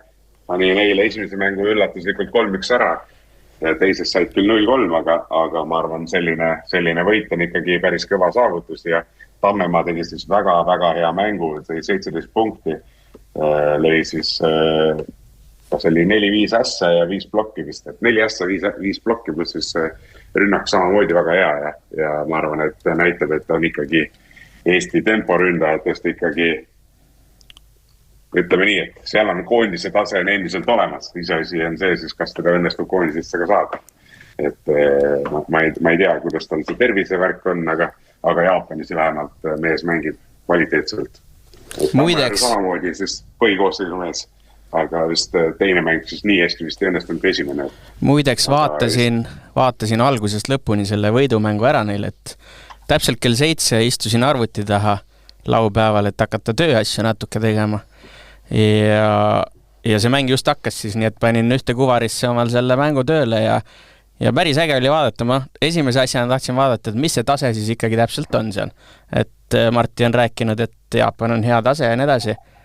Ja no peab ütlema, et tegelikult see tase on päris hea, et need jaapanlased kohalikud seal on ka päris head, et teine mäng, ma ei ole nüüd kindel, kas see nurgaründaja jaapanlane, kes Tammemaa ja Tammearu pundist vigastada esimese mängu matš pallil sai ja ta oli sinnamaani väga hästi mänginud muideks, et kui ta teist mängu ei mänginud, siis tundub loogiline ka, et muidugi need favoriidid võtavad selle teise mängu ära, aga ja valiti ju esimeses mängus ka man of the match, valiti 2 meest, need olid Timo Tammemaa ja Märt Tammearu, et selline vahva lugu oli ka seal ja tase oli tõesti ja saal muidugi tundus siuke suvaline koolisaal minu jaoks.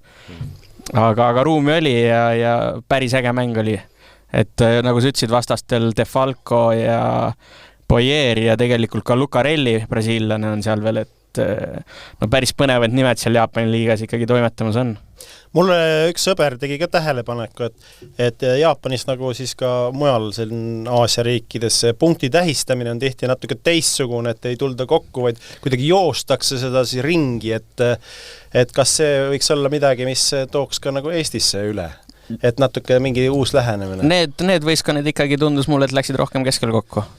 Mul just sõber nagu vaatas seda mängu ja ütles, et seal ikka mingit niisugust pulli tehti ka nagu. Tehakse ikka aga... Ei tea, kas Eestis kohtunikud lubavad seda, vaata, see on selline liiga emotsionaalne, et see võib olla keelatud Eestis äkki. Kirjutan Erkole pärast. Jah, et pärast saad äkki riielda. Raigo omal ajal jooksis, aga... Jaa, aga ei lubat keelata ära. Läksid täitsa lolliks seal plats. jah. Mina nägin ka kahjuks esimest mängu ainult ja seda poole pealt, et ma päris kell 7 seda vaatama ei hakanud, aga kella 8 panin ise käima, aga jah, teises mängus siis Falko vist oli üle +20, et tegi vist päris hea mängu, aga jah, selge see, et vastane oli ikkagi see meeskond, kes mängib seal tiitlile, et eelmise aasta hõbe, jah. Jah, et selgelt selline esimene selline suur saavutus, ma arvan, et Hokkaido eelmine aasta äkki 4 võitu saigi veel ja natukene rohkem, et ma arvan, et sellel aastal on märgid päris head. Mina tahtsin veel küsida, Martti, sinu arvamust, et me mainisime ennem siin ära see Oliver Venno ja 39 punkti, et ta mängib siis see aasta Kuveidis, Kuveit Klaabi ja võitis 3-2, 39 punkti, 55 tõstet. Et minu küsimus on selline, et kui nüüd mõtleme Eesti koondise peale, järgmise suve peale, et kas see ei ole nagu natuke halb märk, et kui ta nii palju seal seda tööd saab, et kui see ongi selline klubi, kus Venno ongi A ja O ja kuidas see koormuse mõttes on? Ma alustaks kõigepealt sellest, et ma ei ole 100% kindel, et Eesti koondises enam kunagi mängib. Ei, absoluutselt, aga seda võimalust ei ole ka välistatud. Ei, seda ei ole kindlasti välistatud, et temaga ei ole selle teema muidugi keegi rääkinud, et need välistajad ja arvajad on pigem teised olnud. Mina sain aru, et peatreener ikkagi on rääkinud. Jah, ma loodan, et ta on ikkagi valmis veel Eesti koondist esindama, aga selge see, et suur koormus tähendab väsimus, tähendab vigastusi, tähendab igasuguseid asju. Et ega ma ei arva, et on seal Kataris väiksem koormus oli, aga võib-olla siis see Kuveidi liiga tase on äkki natukene nõrgem, kui see Katari oma oli, et olgu need näitajad on iga mäng väga head olnud, et tekitab väikseid küsimusi, et kas olgu on tõesti praegu väga heas vormis või on seal natukene lihtsam skoorida, kui oli eelmine aasta. Kuule, aga äkki seal on ka see lugu, et kui kahe pealt rünnak on, läheb diagonaalile igal juhul see? See on jah ise küsimus, palju me seda statistikat usaldada võime. Nii, aga paneme siis piiri taga lukku, et piiri taga toimub küll ja järgmine kord... Mul on üks huvitav lugu veel. Aga palun. See lugu ei ole üldse Eesti võrkpalliga seotud, see lugu on Tšehhi võrkpallist. Sellele eelmine nädal mängisid omavahel Karlo Arsko ja Tukla Riiberets. Tukla Riiberets sai siis väga magusa 3-2 võidu. Aga tänaseks on see mäng tühistatud ja võidu sai 3-0 Karlo Varsko. Ja põhjus oli väga lihtne. Tšehhi liigas on selline reegel alates sellest aastast, et nimekirjas peab olema 7 Tšehhi mängijat. Kahjuks selleks mänguks andis siis Tukla Liberec üles, kas oli 12 või 13 mängijat. Ja põhjus oli selles, et üks Tšehhi mängija oli siis haigeks jäänud. Ja teda siis unustati ära, et selline reegel on. Et tema siis ei võetud platsile, ei võetud ka kuskilt noortesatsist mingisugust asendusmängijat. Ja unustati ka ära see, et Tšehhi koondise siis kunagine sidemängija Tihaček on tänaseks siis Poola nii-öelda, kas see on spordikodakondsus või kas ta läbi Poola alaliidu käivad üleminekud, ehk siis ta läheb Tšehhis nii-öelda võõrmängijana arvesse. Ja siis tuli ka välja, et neil oli 6 Tšehhi mängijat ja ei vastanud reeglitele ja karistuseks 0-3 ja 0-75. Sai tea treeningmängu vähemalt.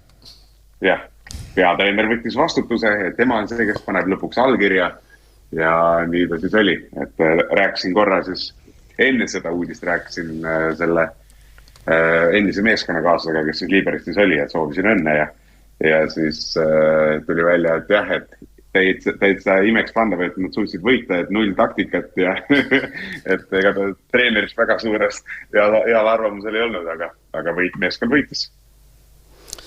Õpetlik lugu.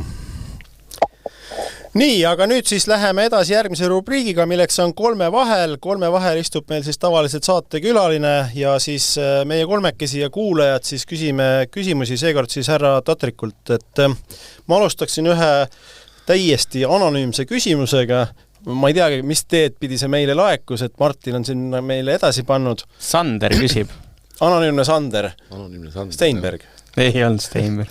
Nii, ja küsib nõnda, et esiteks tahab teada kas või umbkaudset numbrit, mitu korda on kohtunikud sind kas tribüünile või saalist välja saatnud? Oi, ma ei oska seda, ei pea seda arvestust ja ei ole nagu see eesmärk, aga... Kulla, Sander, küsi realistlikku asju, mida inimene võiks teada. Aga üks selline asi Sandrile, üks selline oli, et oli küll üks mäng, see oli siin 99-2000 kuskil, et kui esimese kollase kaarti anti mängul niimoodi, kui kohtunik kontrollis asetust mõlemilt poolt ja siis oli mäng polnud alanud veel, seis oli 0-0 ja me suutsime siis vastasvõistkonna mängijaga seal omavahel kokku minna. Ja siis tuli veel üks tagantpoolt vastasvõistkonna mängija ja siis mäng hakkas 2 kollase kaardiga mulle ja siis teisele mehel ja see tagumine mees sai punase kaardi veel. Et mäng oli 0-0 seis, polnud veel alanud. See oli ka meistriliiga mäng, et Tallinna Liidriga mängisime, olin Paide Heereses veel siis. Kaks vägevat võistkonda muidugi ka. Et noh, meil polnud santsigi tähendab, olgem ausad, me olime liigas 7-8 võistkond ja nemad siis olid Eesti meistrid seal kuskil olnud just äsja, et nad olid ikkagi meist igatpidi üle, et mulle anti nagu märku, et hoia oma suu kinni enne mängu, et mulle see ei meeldinud väga.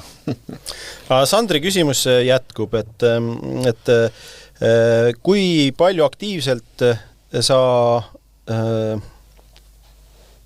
mis see küsimus on? Ühesõnaga ta kommenteerib sinu seda nagu mängijate töötlemist, ja treenerina just. Jah, et tahab vist teada, kui palju seda veel teed, et ise meenutab, et noorteklassis panin Kiilile ässa ja siis ta ütles kõva häälega üle saali, et ei ole hullu, et tal lihtsalt vedas järgmise eksib. Kas sellist töötlemist... No see käib ju mängu juurde niikuinii. Aga kas ütleme naiste mängus sellist asja teed natuke vähem? Pigem muidugi teeb vähem, et ei ole sellist, et seal proovid nagu teiste taktikatega, et proovid selle aegu võtta, proovid vahetada, proovid natukene muid tegureid, et seal nagu ütlema ju sa ei lähe, et kuule, et vastasmängijatele või nendele, et kuule, et ma ei tea, nüüd sa järgmise kindlasti eksid või sellist asja kindlasti ei ole, et seda ei ole, kõik on selline hetkes kinni, mingis aja hetkes, palju seis on, mis seal on, kui oluline see mäng on, mis seal on, et ikka ju pea genereerib igasugust lollusi seal kogu aeg välja ja mõtled, et mis seal on, aga sellist töötlust ja sellist asja, ma ei näe, et see nii on. Siis Andres K. 24 tahab, et sa muljetaksid oma Silvestri aegadest ja ütleksid, kes oli parim mängija, kellega sa Silvesteris mängisid. Et nooremad inimesed võib-olla ei mäletagi sellist klubi, oli selline Tallinna meeskond, mis oli siis üsna ambitsioonikas. Kas sealt mitte ei hakanudki Kreek ja Pupart ja nemad või? Jaa, absoluutselt. Me tegime... Laimons Raudsepa juhtimisel. Jaa, Laimons Raudsepa juhtimisel ja see oli, ta oli potentsiaalikas klubi. Ta sai alguse tegelikult TTÜ Maardu, kui selline võistkond oli, mida hakkas juhendama Vladimir Vedenski alguses. Tehti üks meistriliiga klubi noortest poistest, enamjaolt mõni kogenud mängi oli ka juures, seal Kaido Tamme või Kristo Meius, et see sai sellest alguse. Aga siis tuli Silvester, kui seal tekkisid seal TTÜ Maardul nagu rahalised raskused, oli valmis Silvester need võlad ära kandma, tegema seal ja seal üks aasta, kus me käisime mängimas ka eurosarja ja seal aastal oli väga hea punt oli, et seal oli just, alustasid Keit Pupart, Ardo Kreek, Gert Toobal oli võistkonnas veel, seal oli väga hea seltskond ja me ei mänginud seda eurosarja üldse kehvasti seal, et ma mäletan, et me mängisime seal Ateena Panathinaikose võistkonnaga seal kas 3-2 vist nibin-nabin kaotasime, siis oli Moskva Dünamo Lutš oli, kes oli Vene meistriliigas mängis, sellel hetkel saime geimi kätte selle käest ja ühte kohaliku võistkonda veel võitsime, et meil nagu ei teinud üldse kehvat turniiri, siis oli veel 4 võistkonna vahel see turniir oli ja me mängisime hästi selle ja me mängisime ka kui Pärnu mängis seda eurosarja veel, oli seal Eidad ja Michelsonsid ja see mängis ise veel, Vilde mängis ise veel. Et saime ju neile vastu, et oli ka seal finaalseerias oli ma ei tea, lõpuks oli kas 3-2 kaotus või oli 3-1 kaotus, et ma seda ei oska nüüd täpselt ütelda, aga me saime hõbemedalid nende järel. Aga nende võistkond kubises nagu staaridest ikkagi, et saime vastu, et jah, oli huvitav aeg ja oli tugev võistkond, aga seal ikkagi, kui mehed lähevad ikkagi, tunnevad, et nende väärtus on natuke rohkem, kui neile pakutakse ja seda enam Silvester ei olnud valmis pakkuma igale mehele seal 500 krooni rohkem raha ja et siis ikkagi toimus nagu laialiminek. Minu järgi näiteks Pupart oli üks mängija, kes sai parem pakkumise ja läks sealt siis edasi. Ma arvan, et seal oli veel neid mängijaid, kes läks, et minu arust oli ka Gert, kes läks siis ära, et pärast seda hooaega sealt äkki. Oota, aga sa kas ütlesid, et kes seal parim mängija oli, kelle koos mängija? Ei, ma arvan, et Gert ikkagi, Gert oli ikkagi juba siis selline võistkonna liider ja juhtiv mängija, et pigem nagu ma mäletan seda Gerdiga koostööd sealt ikkagi. Nii, aga läheme küsimustega kenasti edasi. See oli siis Andrese küsimus. Georg Sonne, meie pidev kirjasaatja, küsib, et kas sul mängu ajal on kunagi pulsimõõtja peal olnud? Kusjuures jah, seda on nagu ka küsitud, et kuule, kas sa seal infarkti ei saa või midagi, et sul nagu see pulss nii kõrge on. Samas nagu ise ei saa midagi aru, et seal kuskilt sa võtad nagu nii rahulikult neid olukordi, et see, mis nagu võib-olla välja paistab, või mis see on üks asi, aga see, mis sa sisemiselt nagu tunned, see on rahulik tegelikult, et paljud küsivad, kuule, seis on selline, et kuule, et sa oled seal endast nii välja minemas, ei saa nagu ise nagu sisemiselt küll aru, et sa põled sealt seest nii hullult tähendab, et... Aga kuidas sulle emotsionaalselt tundub, et kas lihtsam on olla seal väljaku kõrval või platsi peal, et just selle emotsioonide mõttes? Ei teagi, ei ole nii mõelnud, et pigem oli tore seal väljakul olla, on tore platsi ääres olla, et kõik on nagu, olen nagu rahul mõlemi positsiooniga seal, et ma ei ütle, et et seal nüüd meeletult hea seal väljakul on olla seal, et ma ei tea, sama hea on kõrval olla, võtan võrdselt. Aga vastutus, kuidas võtad, kumb suurem on? Kas väljakul mängijana sul või ikkagi treenerina? No ikka treenerina on suurem, et sa pead ikkagi neid otsusi seal, kui sul on seal ikkagi olulised hetked, olulised mängud, need vahetuste asjad, et ega sa võid vahetustega ju eksida ju, aga paha on see, kui sa eksid mingit väga olulisel mängul, väga olulisel hetkel, sa teed nagu sellise vahetuse, mis nagu ei toimi, et siis jääb nagu pärast kripeldama. Keegi ei tule sulle ütlema, kuule, et sa just selle vahetuse pärast kaotasid, et see läks nagu halvasti, aga endal jääb see nagu sisse, et kuule, miks see oli vajalik, et miks see on nii, et see on paratamatu. Veel uurib Georg Sonne, et kas sa oled mõnikord võtnud kollase kaardi või eemaldamise selleks, et naiskonda äratada? Tunnistan, see käib asja juurde ja seda on tehtud ja mitte ainult naiskonda ja ka noorte puhul on seda olnud.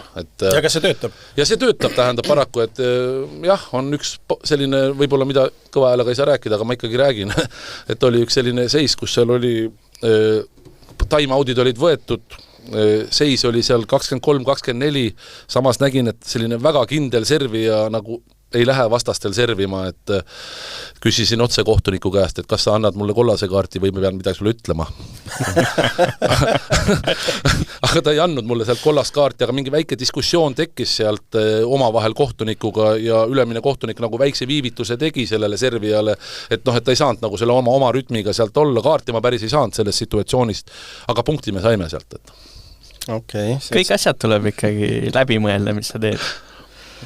Kusjuures sellega tuleb meelde see, et kunagi Dejan Vincitiga, Sloveenia koolise sidemängiga koos mängides, siis temal oli ka ikkagi päris tihti komme, et kui meeskond ei mänginud hästi, siis ta läks sihilikult, otsis konflikti, et siis kas siis saada mingi kaart, tekitada vastastega mingisugune probleem lihtsalt selleks, et meeskond äratada, et see käis nagu selle mängu juurde, et vahest on see, et miski ei toiminud, et on vaja midagi nagu proovida.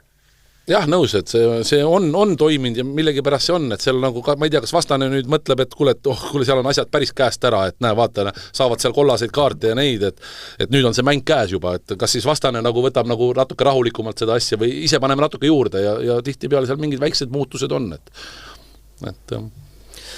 Ja kolmas küsimus Georg Sonnelt on, et kas kodus menetlete tütre Lisandraga mänge pikalt või sa teadlikult ei tee seda? Arutame, aga mitte nüüd niimoodi, et me nüüd õhtud läbi istume seal kuskil teleka ees ja vaatame ja arutame, et pigem nagu minimaalselt. Ta on väga arukas mängija ja saab aru, kui tal läheb hästi ja saab aru, kui tal läheb ka kehvemini ja et ei ole niimoodi, et me seal iga õhtu seal analüüsime trenne ja analüüsime mänge ja analüüsime vastaseid, et pigem säästan teda sellest virvarrist, nende mängude analüüsist ja nendest, et taktikalauda koju ei ole ostnud veel elutuppa. Ei ole kahjuks ja ei plaanigi teha seda, et tal on muu elu ka peale võrkpalli ja praegu see tundub kõik hästi tasakaalus olevat. Kuidas üldse tema võrkpalli juurde jõudmine käis? Eks ta ikka seal treeningutel laua all istus seal alguses, et kus ta ikka need võrkpalli inimeste lapsed on, et nad alguses ju seal pallikestega seal kuskil laua all istuvad ja mängivad ja lõpuks juba see pall on käes ja hakkavad ise seal toksima ja tegema ja eks see kõik ju nende võrkpallurite lastest alguse saab seal. Nii, küsin vahepeal Marti ja Martin, kas te tahate... Ma küsin ikkagi selle kõige tähtsama küsimuse kohe ära. Väga hea, küsi ära. Raigo, et kas EVF-i on CV saadetud, et Eesti naistekoondisel pole peatreenerit? Ahaa! ei, mul selles mõttes nii suurt ambitsiooni ei ole ja ma ütlen veel kord, et see meeletut pühendamist tahab see koondise treeneri koht saada ja mina näen seda, et see peaks olema ja võiks olla kindlasti välismaalane. Et see asi nagu läheks veel paremaks ja edasi, et ma ei näe, et siin oleks vaja mingit tuld kustutada ja teha, et pigem oleks vaja järgmist sammu edasi teha ja on tulemas häid noori, on veel häid kogenud mängijaid, kes praegu on väga heas vormis, kindlasti neid kasutada, et need järgmised sammud tuleb väga targalt ja kaalutletult läbi mõelda, mida teha, aga mina näen seda, et see treener võiks tulla väljaspoolt. Minul on hoopis teistmoodi küsimus. Kuna mina olen ikkagi sinuga koos mänginud, siis minul on selline küsimus, et miks samal ajal Rakveresse mängima teid?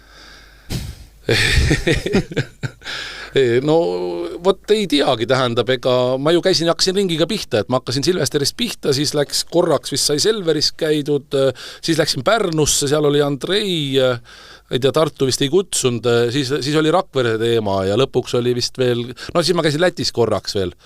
Ja siis ringiga tulin TalTechi tagasi. Et pigem oli see Mati, kes mulle otse nagu ühendust võttis ja helistas ja ütles, et näe, kuule, auto on siin ja hakka trennis käima, siit Tallinnast saad iga päev käia, et võta ja ju see oli siis sellel hetkel oli nagu sobiv mulle. Ma mäletan esimese hooaja lõpus minu arust sa said ju vigastada seal kuldigas, sul läks menisk või midagi. Ei, see oli põlv, jah, päris korralikult läks, et seal oli meniske ristantside ja mõrad ja päris puruks oli, aga mina ei tea, see paranes päris kiiresti ära ja järgmine juba september sai juba uuesti palliplatsil oldud, et jah. Ma mäletan jah, et sa olid seal Pihkali ise oli suht lõbusa näoga veel. Keegi ei uskunud, eks? Kõik arvasid, et teeb nalja seal midagi. Oli. Tahtsin ikka tõsine. Ja, ei, Marti, mis ma mäletan sinust ka rääkides, et ega mul on ju pilt väga hästi ees, et kui sa tulid seal, et ega ütleme, et ega sul vist sellel aja hetkel sa võisid olla kuskil, mis sa võisid olla seal 10. klassi 11 klass. Just 11 klass, et ega ma arvan, et sul sel hetkel veel mingit täit mängupilti vees ei ole, et kus sa tahad jõuda või mis sul on, et mul on nagu jäänud selle, et sa oled nagu samm-sammult ja väga hästi ja väga kaugele ja väga kõrgele jõudnud sealt, et aga ma ei taha ütelda, et sa olid valmis juba seal 11. klassis, sa teadsid, et ma jõuan sinna. Ma nüüd aus olen, siis ega tegelikult ma arvan, et mul mingit tõsist võrkpalli ambitsiooni ei olnud kuni selleni, kui ma äkki Tartus esimese hooaja ära tegin, see oli 2009, ma olin siis ikka 21, 22, 23, kui ma lõpuks siis koondisesse mingit jõudsin, et enne seda, ega mul ei olnudki mingit ambitsiooni kuhugi väga minna. Et siis, kui esimene mäng alles koondisega oli, et siis ma hakkasin mõtlema, et kuule, et tegelikult ju võiks äkki isegi proovida veel midagi rohkemat. Ja, selline, ma midagi mäletasin jah selline, et sa tegid seda, sa nautisid seda, oli ei olnud, eks ju, aga mängumeessus sai nagu hiljem natukene jah, et aga üks asi, mis mul on siiamaani meeles sinuga koos mängides, on sinu üks lause. Ja see lause oli selline, et just kaitsemängu puudutas, et kui sa juba palliga pihta saad, siis see pall peab üleval olema. See on mul siiamaani meeles. Okei, ei no võib olla selline lause, jah. Ja sellel on oma tõetera ja nii ongi. Aga siit edasi minnes me teame, et päris palju lätlasi mängib Eesti klubides.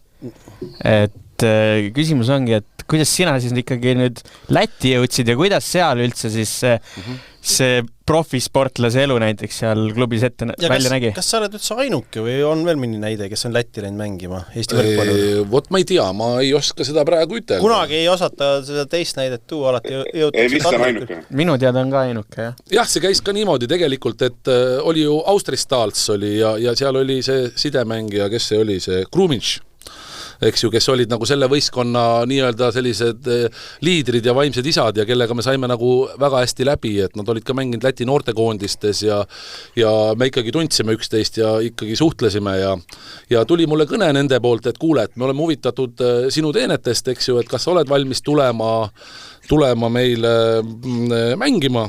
Ma ütlesin, et mul ei tohiks olla nagu mingit takistust, et miks ma ei peaks nagu saama, et kuidas teil need asjad seal on, et palusin ühendust võtta korraks nagu mänedžeriga, et ütles, et ei, nagu otseselt nagu lepinguid ei ole, aga nagu võlgu ka ei ole, et kõik nagu rahad nagu kantakse nagu kõik ära, et juba siin mitu aastat on toiminud, et klubi nagu elab hästi, et nagu midagi ei ole. Ja täpselt nii oligi, et oligi järgmine nädal ma olin Lätis juba seal ja samas olid seal ikkagi pool võistkond oli minu jaoks nagu tuttavad inimesed seal, et mul oli kerge sinna minna, mul anti korter suht Läti kesklinnas, mis küll hiljem vahetati natuke kaugema vastu välja, aga mind võeti hästi vastu ja mul on sealt ainult positiivsed mälestused. Ikkagi 2 korda päevas trennid ja kõik nagu päris, jah? Jaa, 2 korda päevas olid trennid, päris 100% kõik hommikuid poole ei olnud, nagu ikka, eks ju, et ega tänapäeval samamoodi, ma arvan.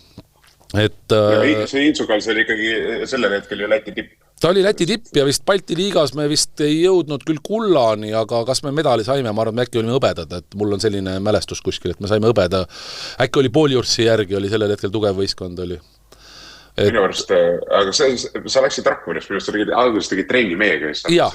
Ja Rakverest ma läksin, Mati andis nõusoleku, ei olnud probleemi ja tegelikult see oli huvitav aeg ja peatreener oli ju, kes praegu tegeleb hästi palju rannaga, oli see Aigar Spirsuulis oli, kes nagu oli ka minu inimene, et ta oli kõva kalamees ja saime mõnikord ka Peipsi järve peal kokkuda.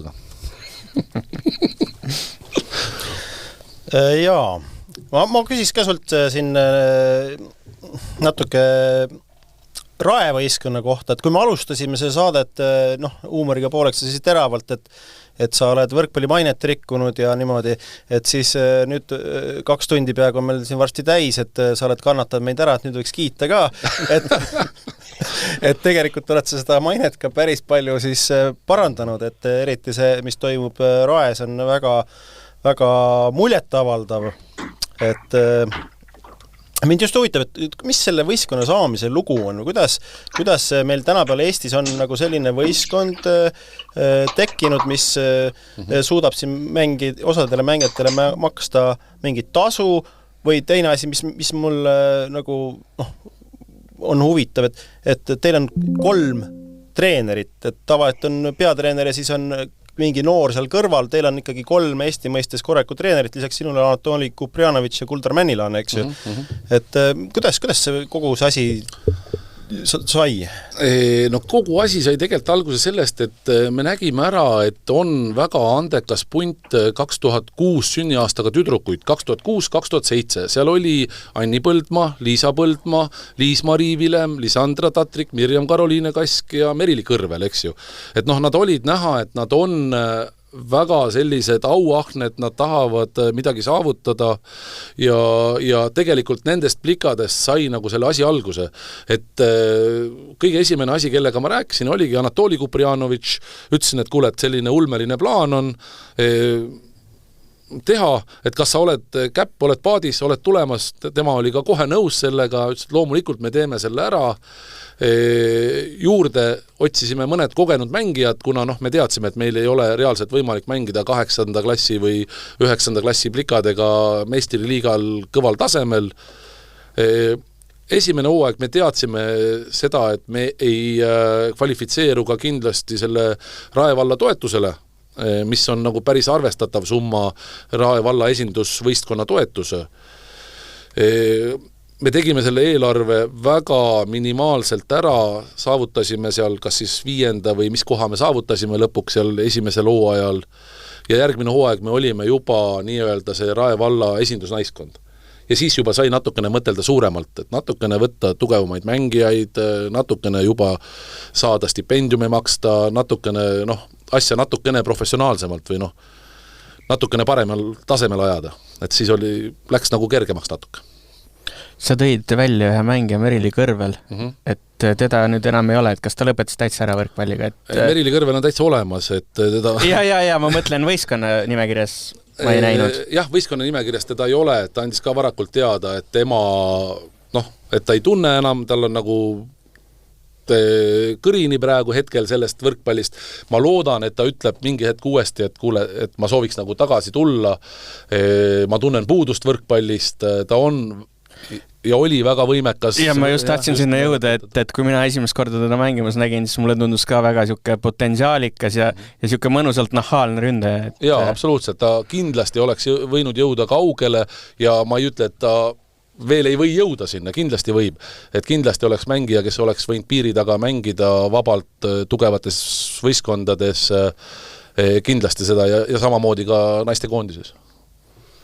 Et võib-olla mingi väikese pausi järel jõuab selle tõdemuseni, et midagi on nagu elust puudu. Ma väga loodan. Raigo, aga mul on veel üks küsimus. Küsimus on selline, et kas sul on olnud ka ambitsiooni meeste võrkpallis treenerametit proovida või sa oled nii südamega oma selle Rae võrkpalliklubi rajamise ja kasvatamise juures? Eks ma olen seda nagu mõelnud tähendab ja vaata ise oled nagu ka ikkagi okeil tasemel mänginud, et loomulikult see mäng oli 20 aastat natukene teine, kui ta on täna, eks, et seal on kiirused, kõrgused, võimsused on ikkagi palju suuremad kui praegu. Ma ei oska praegu seda ütelda, kas ja kuidas ja kui ma peaks homme päev öeldakse mulle, et kuule, et võta see võistkond ja hakka juhendama, et natukene vajab mõtlemist. No, ma sõnastaks Marti küsimuse ümber, et millal Rae võistkond Balti liigas meeskonna välja paneb? Kusjuures see ei ole paha küsimus, et seda on juba tegelikult mitu aastat arutatud. Tagatubades küll ja päris palju kokkusaamisi olnud siin mingite teatud inimestega ja ka mind kaasatud sinna küll mitte nagu sellega seoses, et kas treeneriks või mingiks muuks mängijaks jah, et ei ka mitte seda, et nagu oma kogemusi anda, et kuidas ja mismoodi selle võistkonna nagu läheb selle võistkonna tegemine. Et ma ei ole veel ka järgmiseks hooajaks maha matnud, et see asi ikkagi saab teoks, et siin ikkagi teatud inimesed sellega tegelevad ja aktiivselt tegelevad. Et võib juhtuda, et juba järgmine hooaeg, võib juhtuda, et ei ole, ei oska öelda. Aga mis saade see oleks, kui meil ei oleks ka Maarjo Liivalt küsimusi, et Maarjo on ka meie üks väga hea kirjasaatja, tal on alati sellised ikkagi läbimõeldud küsimused. Ja alustab nii. Kui raske on noori motiveerida võrkpalli tegelema tänapäeval konkurentsis teiste valdkondadega? Jalgpall, korvpall, digimaailm ja nii edasi.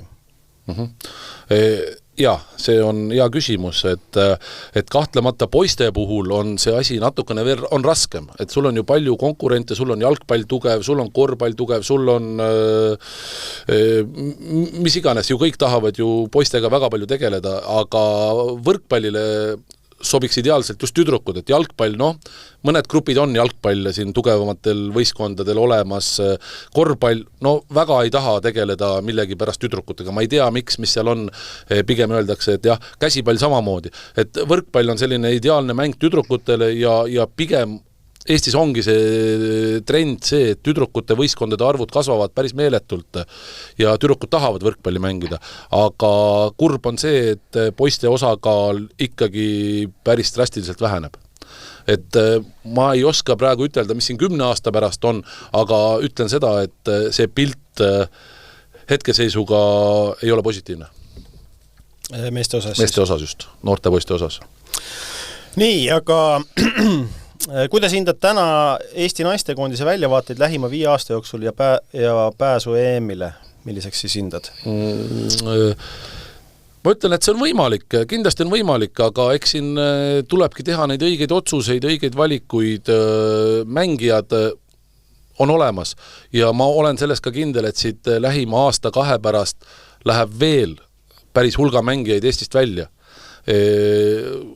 Kas nad on kohe valmis mängima hakkama siin aasta-2 pärast, no jah, pigem on sellist kogemust vaja natukene ka seal välisliigades, mitte niimoodi, et sa oled välisliigas ja sa oled kohe nagu koondises ka tegija, et pigem ei ole see selline 1-2 aasta teema. Et noh, ma arvan, et Marti ütleb samamoodi, et kui ta läks välismaale, et kas ta oli kohe nagu automaatselt oli kohe nagu koondises ka põhitegija, et pigem läks natukene aega selleks, et ma arvan, et Minuga on muidugi huvitav see, et kui mina välismaale läksin, siis ma olin koondises põhitegija. Aga ise ma arvan, et ma mängima õppisin alles 5 aastat hiljem. Kui ma nagu nii-öelda välismaal juba oli 5 aastat olnud.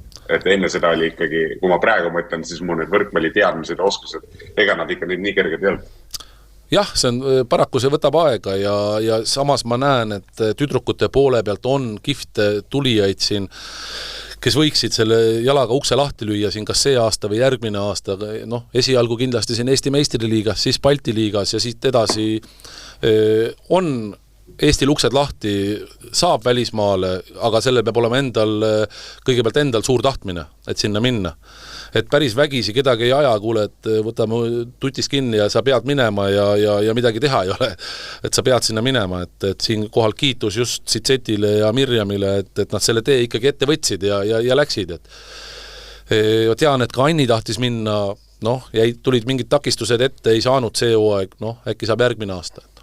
Et loodame, et neid mängijaid sinna järjest rohkem välja saab. Siis Maarjal on selline sisekaemuslik küsimus, et milliseid hoiakuid oled sa endast pidanud muutma liikudes mängijast treeneriks? Jah, väga huvitav, tegelikult on see kõik ju koos käinud, et samal ajal, kui ma mängisin ise, noh, ka poolprofina, ma ei saa ütelda, et ma olin ju päris 100% täisproff, et võib-olla korraks hetkel see Silvesteri hetk oli, kus sai hommikuti trenni teha ja kus tuligi nädalas, ütleme, 13 trenni, noh, kui võtta mängud ka 2 mängu ja tuligi 13 korda sai saalis käia riideid vahetud ja korralikult nagu trenni tehtud. Et see oli selline profiaeg, aga pigem nagu ülejäänud aeg on kas siis 1 grupiga või 2 grupiga või mingi grupiga on nagu kogu aeg tehtud trenne samamoodi, et küll rohkem noortega, et naistega nüüd viimased 5 aastat, et eelnevalt ikkagi ma tituleerisin ennast rohkem kui noorte treeneriks, et Nii, ja siis üks küsimus veel.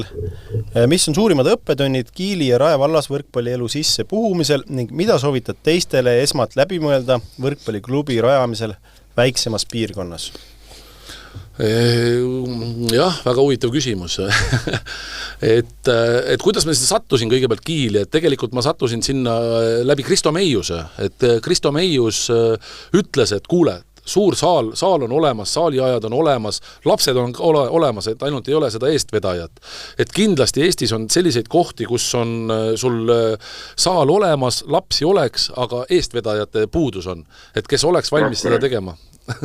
jah, et kindlasti tuleb leida endale selline koht, kus sa saad segamatult nagu toimetada, teha 4-5 korda nädalas rahulikult treeninguid, siis tuleb ka tulemust. Et kui sa seal ikkagi käid korra 2 nädalas, teed lastega mingit palliringi, no olgem ausad, sealt ei tule nagu sellist tugevat järelkasvu siis, et sa pead saama ikkagi lastega, noh, 3 on miinimum, 4 on juba väga hea, 5 on selline, noh, maksimum super hea, et kus sa saad 5 korda nädalas lastega tegeleda, et Nii et Maarjo, et ma saan aru, et see küsimus oli tagamõttega, et ta tahab kuskil väiksemas kohas asja käima tõmmata, et tuleb asi käima tõmmata, et vaadata, kus see saal on, mängijad ja siis ikka 2 korrast ei piisa, tee ikka korralikult. Mina mäletan enda noorteklassist, Raigo, et see oli Rapla treener.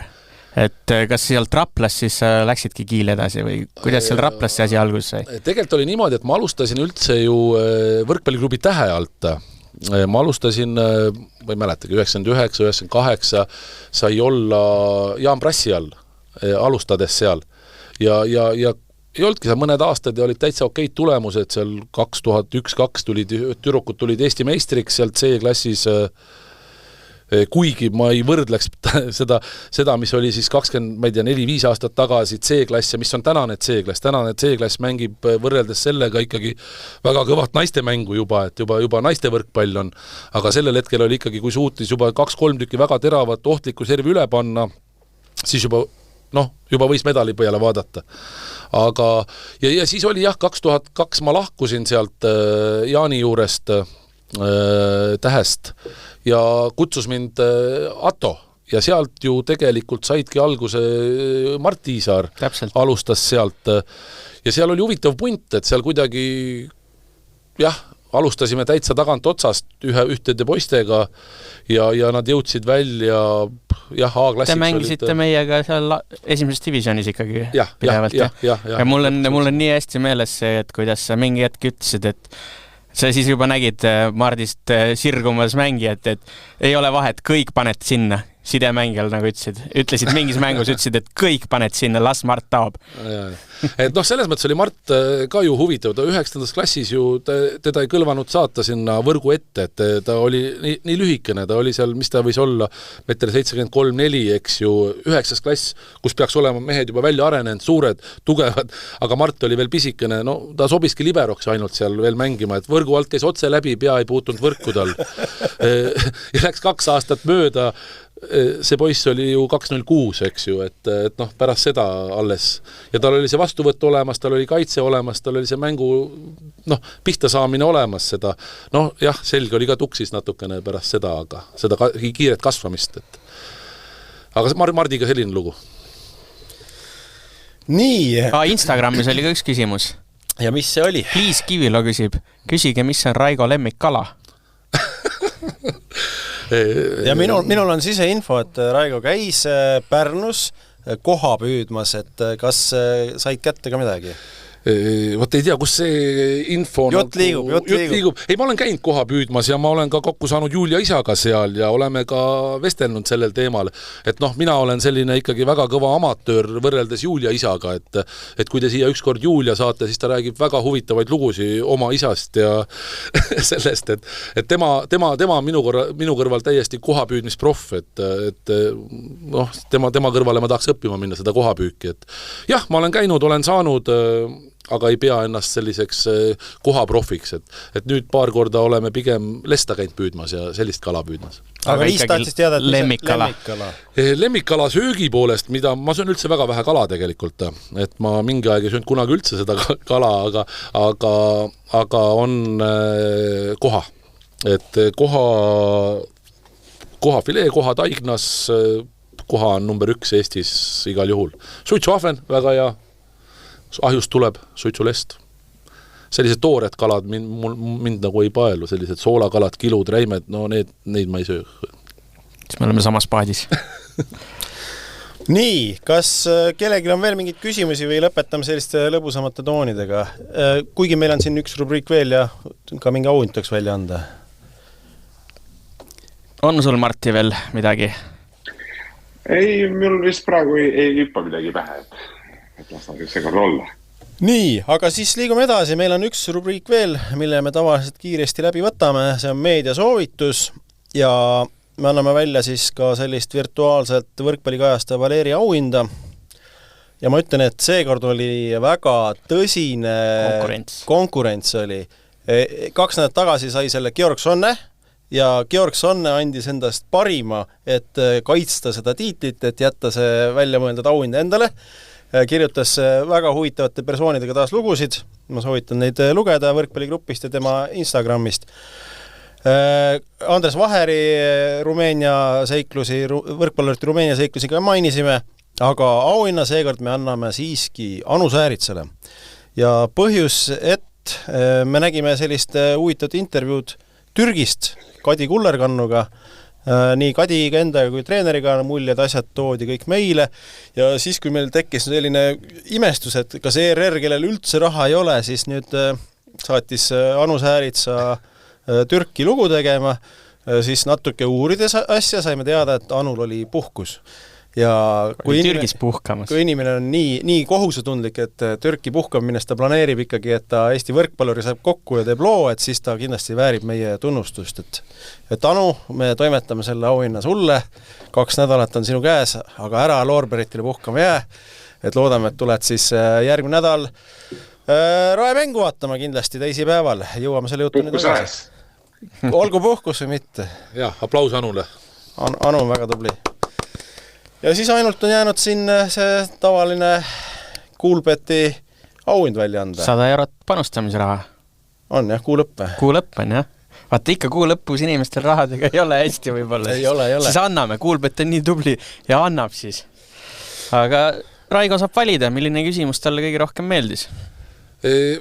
Ma vist mainisin, et eks see Kiili ja Jüri nagu küsimus oli päris okei, et kuidas nagu on võimalik sellesse kohta nagu elu sisse puhuda või mismoodi või mis see on, et ma ei tea, jah, et see küsimus tuleb sul see kuskilt.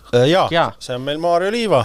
No ta ei olegi nüüd ammu jälle saanud. Jah, et me olemegi teda natuke tagasi hoidnud, kuigi ta võiks tihedamini saada, aga me ei taha, et ainult ühel inimesel läheb, et nüüd kindlasti on paslik hetk ja kui Raigo välja valis, et siis Maarjo Liiva, et siit on ka väike seeme, kui sa hakkad seda võrkpalliklubi seal kuskil ajama, ma ei tea, kus sa elad täpselt, et see Kuulbet, selle võib väga lihtsalt 2-kordistada ja 10-kordistada, aga mängige alati siis vastutustundlikult. Tõmbame siis joone alla, selline võrkpallisaade seekord ja soovime edu Raigole ja siis tema võistkonnale ja siis näeme. Jah, minu poolt ka suur aitäh ja kindlasti üks soovitus veel on, et siin korraldajad palusid ütelda, et väldiks seda meeletut sissetungi sinna mängule kuskil 20 minutit ennem, et tulge ikkagi varem saali. Et seal on juba korraldajad näinud vaeva ja huvitavaks teinud selle mängu eelse perioodi samamoodi, et vältida seda, et sa pead 200 inimesega seal korraga sisse tulema saali seal 10-15 minutit enne mängu, et pigem kel vähegi võimalik astuge varem saali. Aga teeme nii, tänud sulle tulemast ja järgmise korrani kuulajatega. Tšau! Aitäh kutsumast! Aitäh! Võrkpallivõnked võtab võrratud vollelahingud pulkadeks lahti ja otsib vastuseid matšide järelvõngetena tekkinud põletavatele küsimustele.